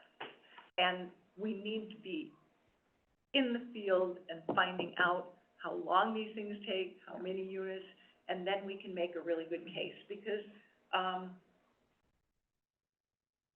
chose not to ask for a number of new inspectors this year, in part because we wouldn't be able to offer city council good explanation of exactly why we needed that number, and we need to build that case. And we need to build the program, and we had to get the database in place before we can really do that. So the implementation is taking much longer than I would want, or than any of us want, but we're gonna get there, and I think it will make a real difference, and that's what you're looking for too. It's like, when do you get inspected? Now, we continue to do inspections on a as-needed basis. For example, whenever we have rent assistance programs that are federally funded, those units have to be, inspected. And that's one of the frustrating things. Some of our landlords who are very, very willing to take subsidized tenants then complain about getting inspected all the time, and we keep saying, that is not our requirement. I would love to, in fact, I've even asked HUD, if we just inspected somebody, you know, within the, 6 months, and they're taking a tenant, do we have to inspect? They say yes, because it's in their regulations. It is a totally different inspection as well. Exactly, Yeah. exactly. So, you know, we deal with that, but I believe that what we're doing in this move is what you all are looking for, which is something that is really a progressive program to actually improve the quality of our rental and be able to show that we've improved it by tracking the data. So that's what we're working on. But I was I can't remember whether it was when I was on the Way back housing when. commission, way back when or when, but the city does not even have a good database of all the rental properties. For a few years, I forgot to pay that rental fee, and I made up for it this year, but anyway. So that not everybody pays that fee, it's Well, and that's, you're right, it is an absolute mess, so you don't even get the basic fees. And the other problem is, and not set this program up, the registration was, you would register, and then at the end of the year, you would be sent an invoice to pay for your See, I wasn't getting registration invoices for that for year. a few years, that's why I forgot about it. Yep, and so that is something that we have to build, and we're migrating the data into other database where it's also been cleaned up. Our staff is, wave your arms, people. Our staff has done, a lot of just, literally, when they are contacting landlords, making sure they get, up-to-date data. One of the nice things is we will no longer be responsible for data, because the database has what is called the citizen portal. So what we are going to do is we're going to email or call or mail letters to the people we have in our list as registered in the past, and instruct them to go on and create their own account, and with the correct information. One of the hardest things when you have a database and you don't, Keeping it up. it gets to be useless really fast. And our smaller landlords more often are owner-operators. They don't, the management doesn't change. But a lot of buildings that are sold or are even are owned by organizations, sometimes, and there, we have no way of knowing that all the time. So then you're putting the onus on businesses, up to them to keep that up to. So that's another shift, because it's literally been on, you know, it's like, well, how we historically did inspections, would you set them up, you know, by geography, because you want to minimize the amount of time you just spend going all over the place, you know.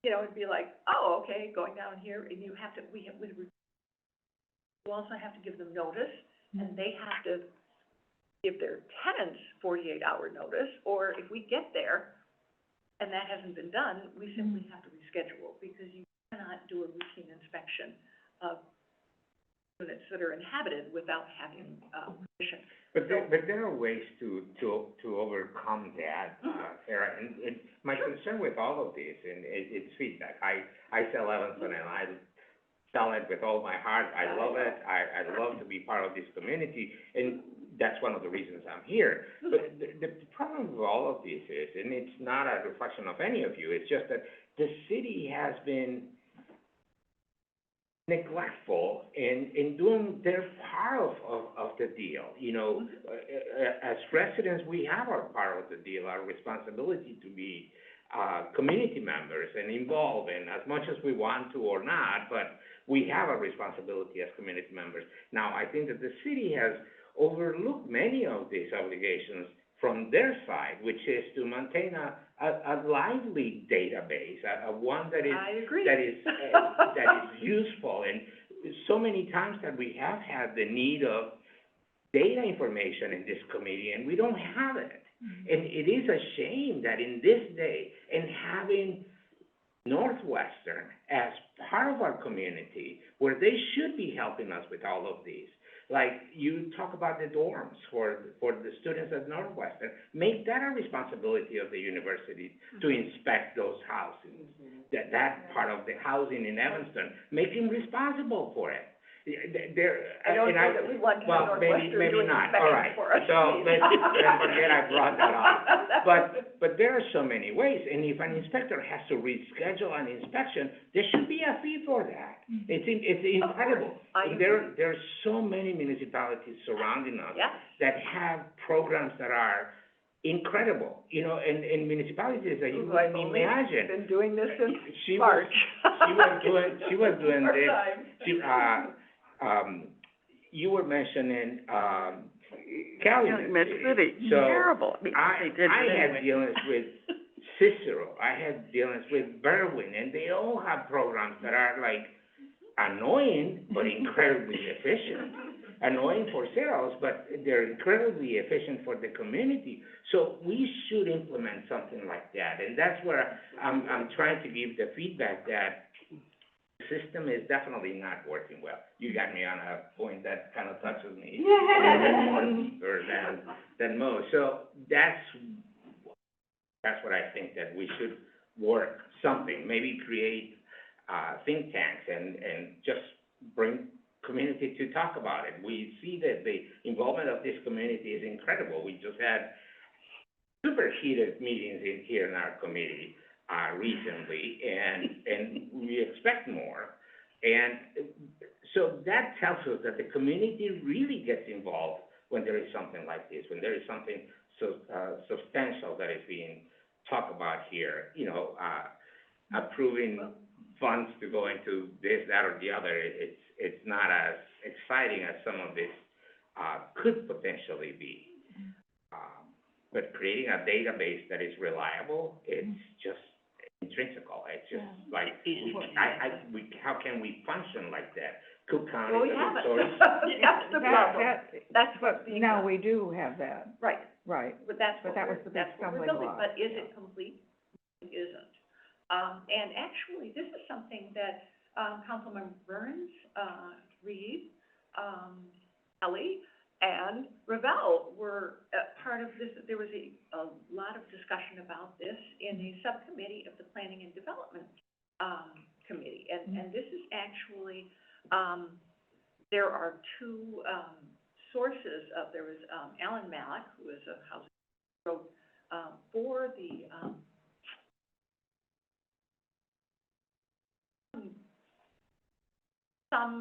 it was written for Illinois, with Illinois state laws in how to, and he was talking about doing a licensing program. We're gonna talk about that at another point. But the actual way you can structure a program, whether for routine inspections, should be the same, whether it's for licensing or registration. That isn't the key. And so we're looking at that, we're following that, and we are also following, I can't remember the nonprofit, again, that does this, but they have a whole, sort of how to do a routine rental inspection program. So we've got lots of good input and lots of, direction, but we have a lot of work to do. The key thing is database before we can actually then start recording the data we have, as opposed to having it in a, and we also will have to, and this is part of the next step, and that this will come council, because when we change a fee schedule or something like that, we have to get their approval, because that's in our code. But we absolutely have to change our fee schedule, and even on, complaint inspections, for example. I would not want to put a fee on a complaint inspection, because that would be not a good thing. Or on the re-inspections, make it done. But if I gotta come back for another inspection, or another inspection, then I want a fee schedule Sure. that is going to motivate compliance earlier. Exactly. So all of this is in the works. Yeah, that makes sense, and I think that that's a good, a good plan to, Right. to implement those additional fees. And if there are fines because the violations are not cured Right. within the time specified, Right. then I think that those fines should be, you know, increased and used for the self-sustainability of the program. Right, and that, then I can justify more staff, because I have more revenue to pay for it. Sure. We do have very long and very heated debates about how to spend money. Right, yeah. And I believe that, and that's one of the things I think we need to do, we have to show how we can fund staffing increases, at least in part, from, a different fee schedule. Because, and I don't think it's unreasonable to say, especially if we move to inspections where people aren't being inspected here, then a fee schedule can be, we may charge more if they're only, you see what I'm saying, or we may charge for those inspections, but also, even if we, don't charge for all the inspections, but do for re-inspections, we'll still be charging for the registration and or licensing. So, and that fee, the level it is really absurd. But we also don't want to, penalize or make it onerous for the smaller landlords. But the larger landlords, if you have 200 units and you're just paying no more than $500 a year, your cost per unit per month is like, $2. exactly. And see, so it was set up when we didn't think of the size of the buildings really, a lot of work to be done. Yeah. But Well, maybe we can revisit this I topic. just wanted to also say, we also just didn't think about, and that was a lot of information shared, earlier, one of my personal go-to, I think all of our go-to on council when it comes to these type of issues.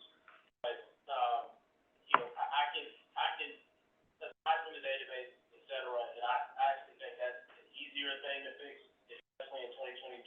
There's so many software and application companies that can help us with this, and I'm pretty sure we're already connected with a company that Yeah. helps us, identify the right software and database to use. So in 2023, that's actually not the biggest issue. You don't have to just go with Northwestern or something like that. There's tons of companies on the market. I've used many of them through my work as a political consultant over the last 10 years that can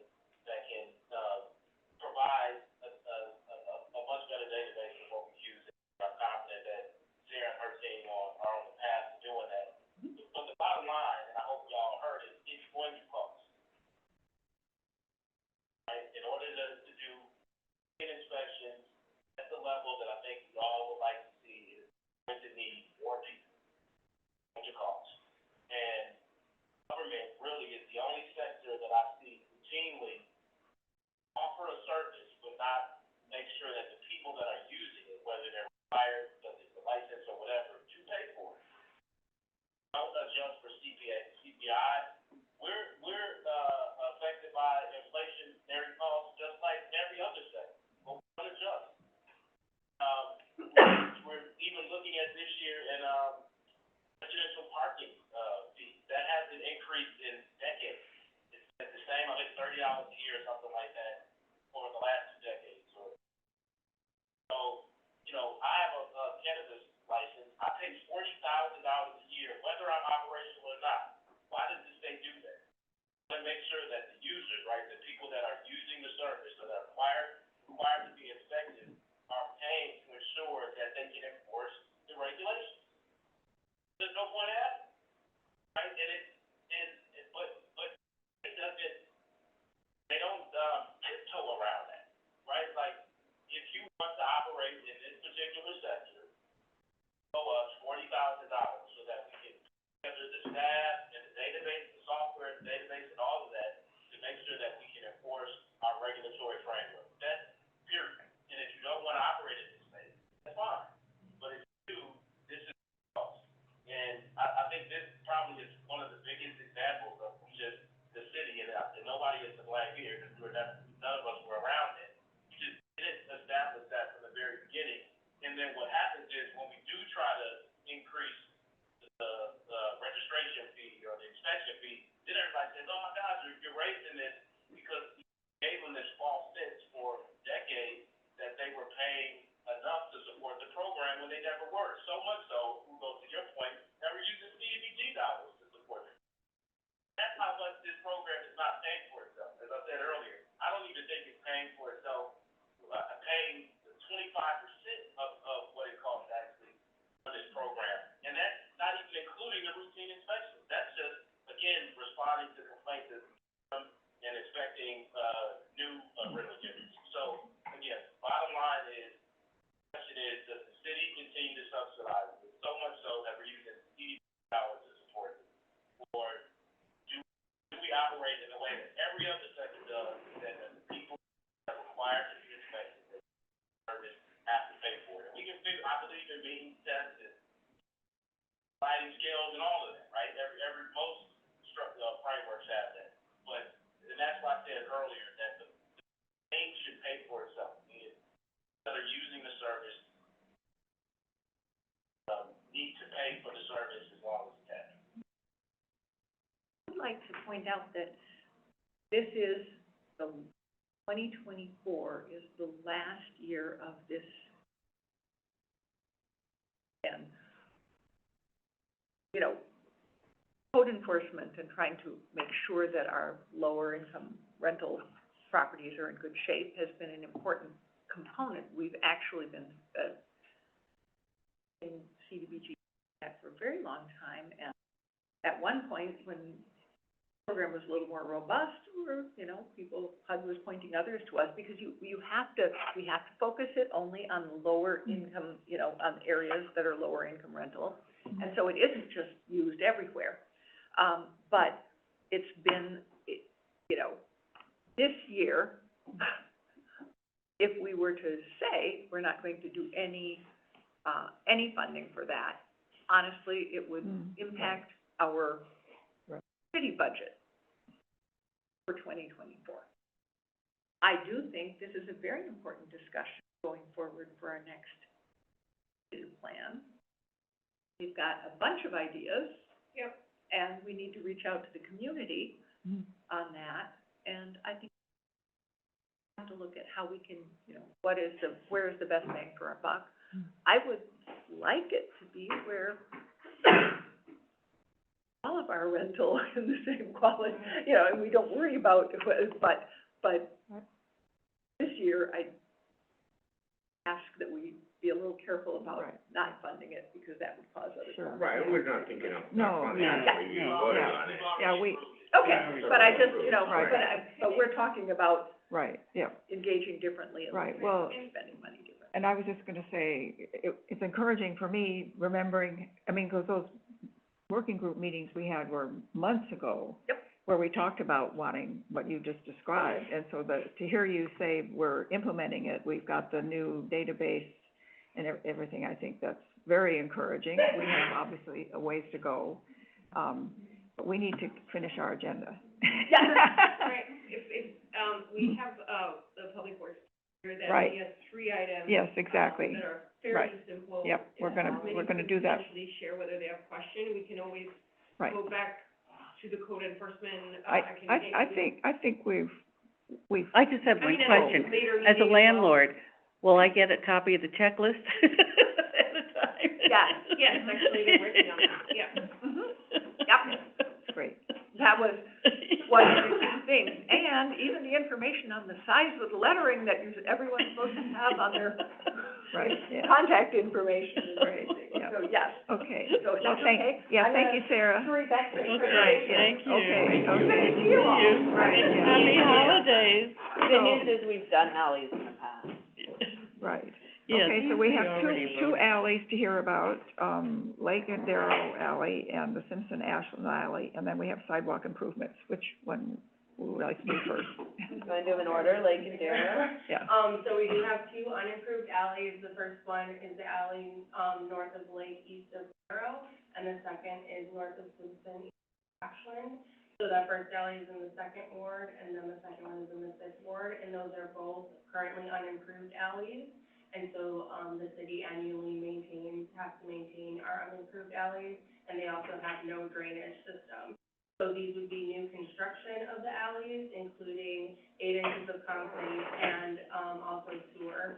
So this will provide improved, driving surface and also improved drainage for all of the properties that are abutting the alleys. yeah. Just have a quick question for you, and we've done this one, in the past.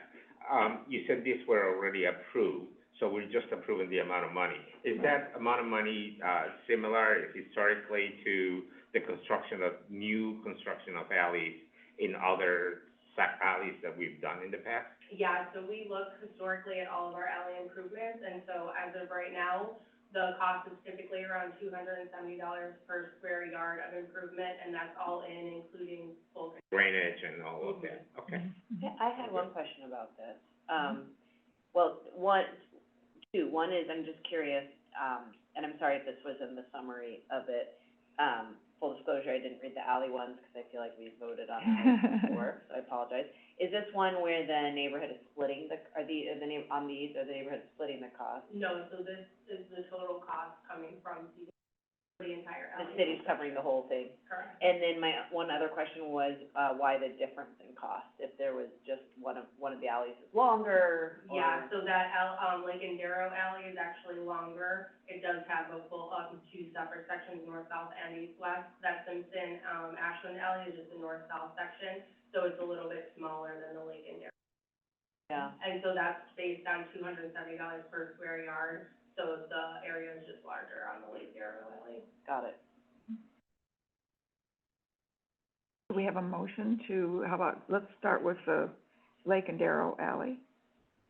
290, well, can we do them all? We can do them in single, okay, I all move right, to approve both. all right, thank you. Second. All right, all in favor, please say aye. Aye. Oh, opposed, no? All right, well, we have our alleys approved. Those neighborhoods will be so happy. Oh, yeah, Our it alley makes got- a huge difference, Yeah, it yeah. got paid, it's a game changer. Yeah. For the Yeah. in the Fifth Ward, it got paid, so it's amazing. Yeah, I think people don't realize, so even our normal special programs where people are, it's hard for them to realize. So it's mhm, game Yeah. changer. It was for a sure. game, our neighborhood split it, it was a game changer. mhm, yeah. It was a game changer. No, it's hard to convince some residents that it's gonna be nice, 'cause there's always, It's expensive. It I mean, is, we yeah. passed by one vote. I mean, there was a point where Right, neighbors yeah, were they- gonna cover other neighbors to get it passed. oh, really, People yeah, didn't want it. right, It's it a lot does, of money. yeah, no, the Yeah, votes always seem yeah. to be pretty close, yeah, right, Yeah. yeah. Thank you. And how about the sidewalk? Yeah, sidewalk, So the CDBG sidewalk improvement, so the city currently now has a sidewalk improvement program, and so this would be extra money helping to supplement that program in CDBG areas. And so I think that this money will focus in the 8th and 9th ward around St. Francis Hospital. mhm, We are currently working on priority 1 areas, which are typically around schools and medical facilities.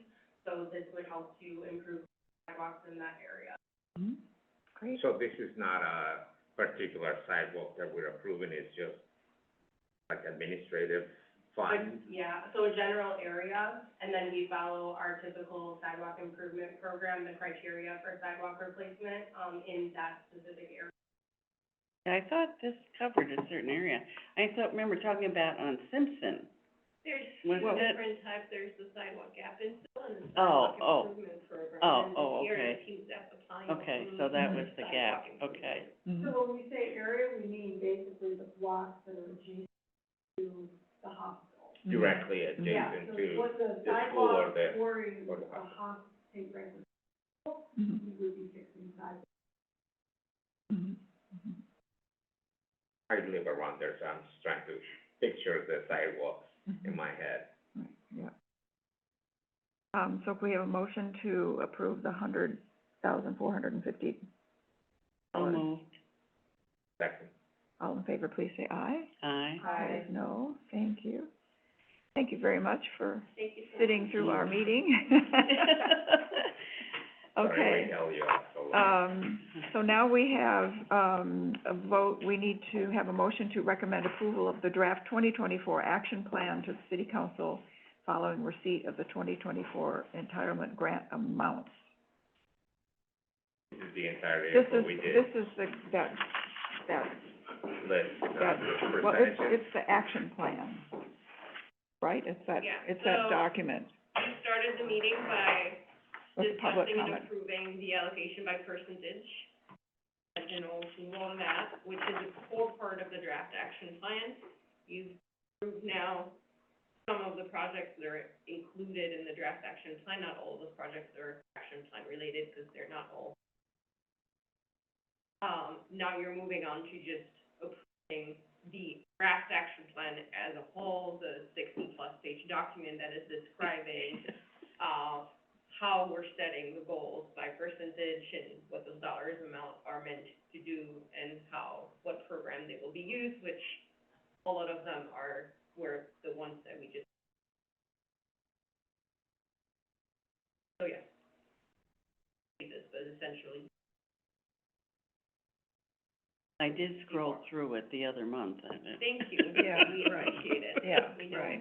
Yeah, We wrote it, so we know how oh long my it is. God, yeah, right, out there, yeah, what a, Yeah, well, that's. right. No, but it makes work. a really good case for, Yeah. you know, why Evanston, you know, is doing a good job spending the money and what we have, our plans are, so. Thank you. Yeah. I will note for the committee that one of the goals of the team has been to in their, verbiage. A little bit more to the point. Right, right, yeah. Make it a little bit more Yes. approachable. right, yeah, okay. Could I ask that we get footnotes of what the acronyms are for all Oh, yes, this stuff? please, 'Cause, yeah. you know, I'm really sorry, but I know I've heard some acronyms before, but, you know, I have on my own work acronyms. Yeah, And to keep really. up with those, and to keep up with the ones I know. here from the city, it's difficult. Yeah. And for somebody who's reading these documents for the first time, it's impossible. You know, I read paragraphs to try to find Right, what do right. they mean And- by yeah, but- CPI or whatever, Yeah, and right, it's just like, yeah. Yeah. mind-boggling. So Right. if we could do that, that'd be great. Noted, and I think I'm it's glad not it even, wasn't yeah. just I me. and I suggested the creation of that as a result of our, I believe, July meeting, so. Okay. Yeah. Yeah, we'll definitely work on that. I may have some of the new starting identify every word they don't understand. That'll Okay, be a good start. Like a glossary of terms. Yeah, I'm always Right. circling something about right, what's yeah, that. exactly, yeah. So you need a motion? Yes, we need a motion on, So I the move draft. to recommend approval of the draft 2024 action plan to city council following receipt of 2024 entitlement grant amounts. Second? Okay, all in favor, please say aye. Aye. Opposed, no. All right, thank you. And then we have dates in the packet for our meeting dates in 2024. That look good for everybody, more or less? Yeah. But I thought they didn't have an August one for this year.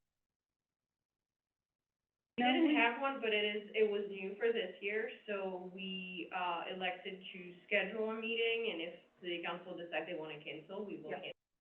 But that has not been made clear yet, whether that will, happen again or not. Okay, then we need a vote to approve the meeting dates. Oh. Oh, Sorry. you're fine. All in favor of the proposed 2024 meeting dates for the committee, please say aye. Opposed, no. And our next regular meeting, as we just approved, is January 16th. What we have? Who was first and second? Or I'm happy to say I was first. Yeah, there we go. I was looking at my calendar. Right, So there I we might go. have said first. But we do we have another one early?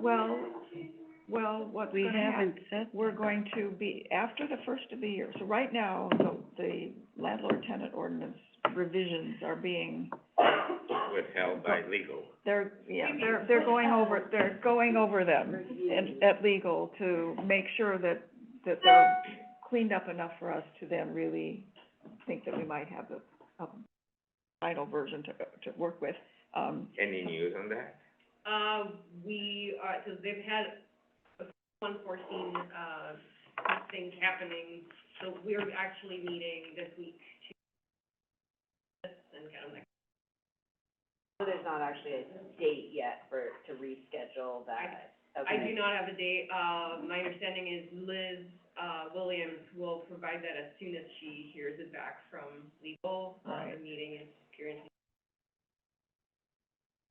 So then the only meetings we currently have scheduled are the ones on this. The regular meetings, that's, Yeah. January 16th, right. yeah, so far. Yeah, okay. Everything else has to be, Yeah. rescheduled, right, once we know more. right, yeah, so once we know roughly when legal will be finished doing what they need to do, then Liz will or Marion, shall we send us a Google Doc to And a vote on. technical question on that is, are we gonna be on a deadline to turn this in again, or are we going to have enough ample time to discuss it, talk with whoever comes to those meetings, because we saw how Yeah. populated those meetings get. Yeah, So, I think they're very relevant, and I was really glad to hear that legal is holding it, because it has to be yeah.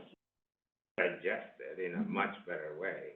Can I piggyback on that before you Sure. even answer? I sent this email to Liz, and I don't know, like, quite a while ago, right after that meeting, so I don't know, but one idea I had, and I'm wondering if it's possible, would be to split Just Cause from everything Right, else. yeah, Because I think it's too much to ask people to digest in such a short period of time. And I think potentially they're waylaying each other, right? Like, I yeah. think it's quite possible you could get a relatively straightforward vote on just cause with some tweaks made, right? Either way, right? But I think asking people to address 46 changes, or Right. however many it is, they're actually quite different things, just cause and then some of these other things. So I Right. suggested to Liz, like, split them apart, like, let's hash out just cause, Right. and then let's look at these other pieces, because I think it's unreasonable to ask us to take 40 changes Right. and treat it as a single series of upvotes. And we haven't Well, gotten to the fines And yet. put aside what I said, maybe no one's gonna vote for just No. cause, but I think it's too much to Right. marry Yeah, them yeah, as a definitely. Well, we tried it Definitely. last time, and it. Yeah. It didn't work, Well, and yeah. they're very different, actually. Right, Like, yeah. just cause is a They whole are, but they- philosophy about They, red, they you know? connect with each other, though, I think. They're that related. They're very related. I'm not and saying they're- we should not do them, I just think it's too No, much I hear what in you're a saying, and single meeting. I agree with that, but, at the end, everything needs to be meshed together. Sure. And I think that we were just not having enough time to discuss, and that will be talked later, we were told many times. And then when we get to that later, we couldn't bring up all the other stuff, because we didn't have enough time to talk about what That's why to we be split talked them. then. That's why I wanna So- split them, Right. not Yeah. because, I mean, you're right, they have to all ultimately be consistent and support each other, Right. but I think just cause is its own beast. And I And the think these fines, other- I say, we haven't gotten to talking about those fines. I really have an issue Right, the with fine, it's all different, right? Yeah, you We're know, split into three, I mean, so. and I'd like to Then revisit reconcile the right of three first changes that refusal. sort of conflict or interact once we. Yeah, I just, Independently, but I agree, I don't think, I mean, we learned last time we had the discussion that it's very easy to get caught up on one. Right. We didn't even really get to just cause in some sense. Right. And so we're just, I don't know how we would get Right, through that. so, I have some, and this is a project that is led by Liz Williams, who I handle the grants part of the team, and she handles the Right. policy. yeah, I'm not trying to But put I can, that- no, that's okay, I can, speak to that. So, staff definitely recognized after the last meeting that there was some clarification for the committee that was, that could be helpful, even around language and making sure that everybody was on the same page when they use certain words and were referring to certain words as far as meaning and things like that, and get some general agreement to conversation. The initial special meetings had already been discussed to be split based on Right. topic and to start, with the RLTO, like, there was already some kind of intention We to had try to two clarify things, there was special two meetings, meetings, that one was definitely gonna be the, Oh, I'm sorry, No I fault. didn't realize, I thought it was just like, no. holy cow, this is so big, we're Right, just gonna yeah. schedule a series of special Mm-mm. meetings. No, So the there idea- was an yeah. 11:30 meeting and a 12:05 meeting, and the 11:30 meeting had special agenda around the RLTO, and the 12:05 was just cause, at least that's my understanding. Yeah, I'm sorry, I didn't Yeah. catch And that. then there I was a guess I didn't follow-up know. meeting, Yeah. and we could see that there could be Right. a potential need for a late January meeting. So at this point, we're trying to understand where legal is gonna go with Yeah. this and when they might be able to Yeah. provide feedback, so that we're in a better shape as well, to be able to come to the committee with a clear understanding of what's really legally possible as well before Yeah. we Right. devolve Yeah. into a whole Yeah. conversation. Yeah, we but were, yeah. there's a definite understanding that we need to Mhm. be more But I clear don't, on some of the items and Mhm. be a little bit more, bite-sized. but I think, and I mean, and maybe your point about the size is getting there, and I know we're all tired, and we don't have to talk about, I just think even back to back, week to week, like, I think it would be nice to just like, work through just cause, and do special meetings that are just cause. Let's just work through just cause. It's hard. Yeah. You know, and then let's work for RLTO, because it's hard. But I think sort of moving between the two, when people are already complicated and frankly, already not listening well to each other, Mhm. is further muddying the waters. If there's a way to just bang out one, and by bang out, it may be 2 months, I'm not saying bang out, but I mean, like, let's work through one, Mhm.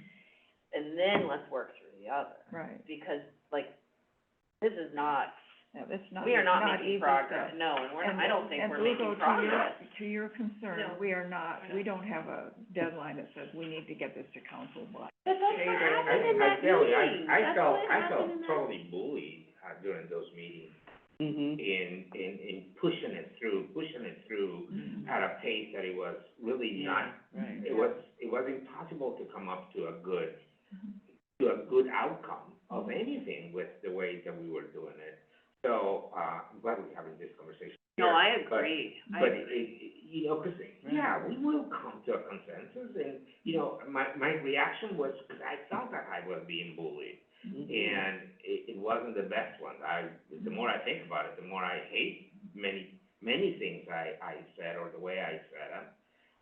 That's not in my nature, but I was really feeling Right, pushed we are being to timeframes that, were not doable, at least not in good conscience to the community of Evanston. This is Well, and that Yeah, was a good point of work. confusion too, Yeah. so I felt very bullied, to the point where I was like, I don't know if I'm like, this is, like, I don't like this, but I also think that at one point we were told there wasn't a deadline, we would, and then we were told, that was walked back, and we were told there was a deadline. No, we Well, got an there's- email that it Yeah, was, there is- because today was the deadline that they had given us to, make the recommendations to city council of. yeah, we our did get LPO. a deadline put Yeah. on it after we Wow, told there I wasn't don't a remember deadline on it. It didn't come from you. Do you remember, do you know what I'm talking I about? There was this- totally remember. Well, you've been saying there are other things you wanted us, the Right. committee, to deal with, and that was why you wanted us to get through the ordinance, but it's just, There's two things that are in play. There's not a deadline, like the kind of deadline we have with HUD, where as of today's Right. meeting, like, if today I didn't have a quorum, Yeah, we have did to it, have a meeting next week. Oh, right. Like, there's no, like, we have to Yeah, have the right. meeting. right. But the referral, has been made a very long time ago, at this point, it's been 18 months.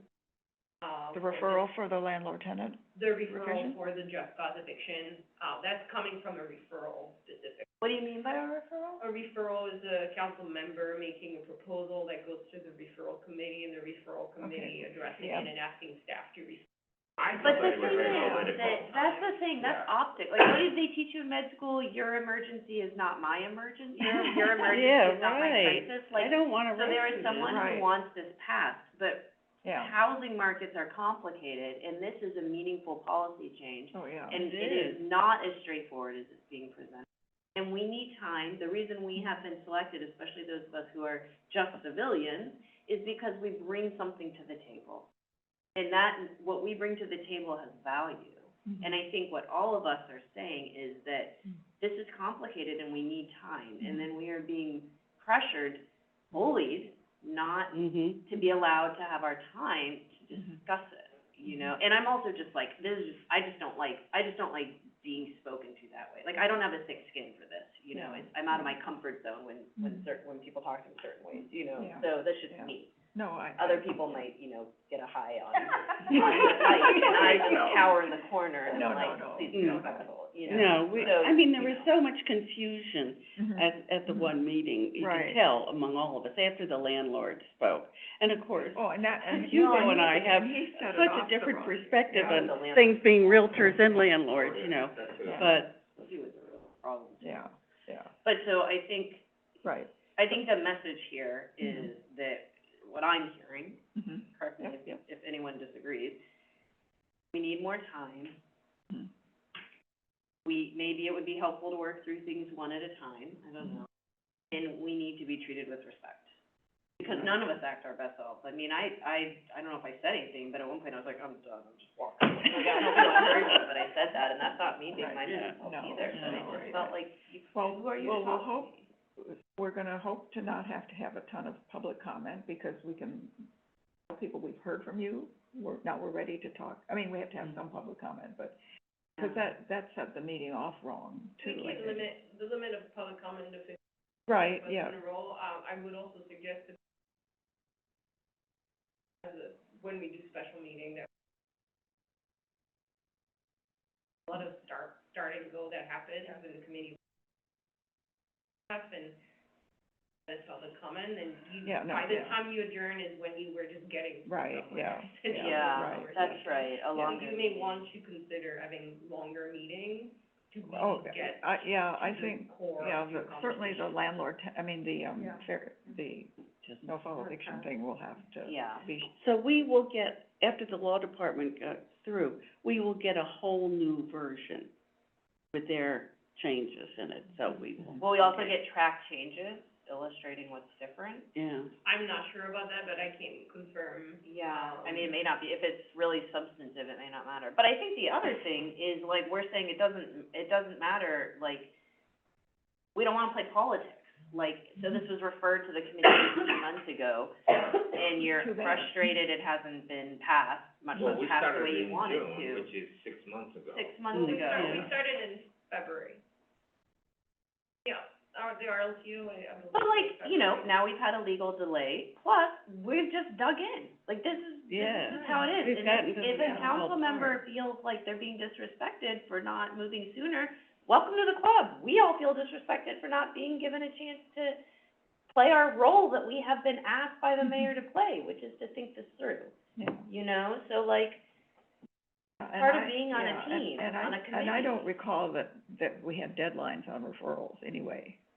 I mean, There's no, set deadline, there's an expectation that staff is gonna provide, is gonna move it through the committee, not move it through the committee, is gonna present it to the committee so the committee can well, work on it, so well, we've. certainly. So you've done that, you yeah, guys are not the exactly, right. bottleneck. The Yeah. bottleneck is committee members taking it seriously, Yeah, right. you know, Yeah. which someone should want. And So that's right. I mean, think, that's a so big we're gonna change. take as much time as it takes us to feel good about where we end up with this Mhm. revision. This is this is probably the most important thing this committee's been asked to do in Yeah. Mhm. my time on it. And it's been bizarrely simplified. There's a lot of pros and there's some real cons, and we just need to Yeah. have our eyes open. Yeah. I Now, totally the agree. pros Yeah, of, with the rest of the work from this committee, I feel totally comfortable with this recommendation. yeah, You know, and not that I didn't feel comfortable with any recommendation from staff, but I really think that this is such a critical Mhm. point for the city, and it has implications, and I have nothing but the utmost respect and concerns to the welfare of the people in the communities that need the most attention, you know, which is the less advantaged financially, economically, Mhm. most of the time. But this was pushed in a way that kind of rubbed me the wrong way, and my responses were not necessarily the ones that I normally would, or deliberately will give, because I felt that I was being pushed, and my reaction was wrong. I admit it, that, and I will continue to admit it, but I think that it's critical work for the city. You're right, this is the most important piece of work that we can be doing for this committee. 100%. Yeah, right. 100%, and that's why I think we're all Yeah, really trying at a different pace, a different level, which necessitates a different pace. You know, Right. like, I feel like I just finished I there. just wanna say, That's so Can we good. adjourn the meeting? Oh, yes, we're We're adjourned. adjourned, yeah. I got my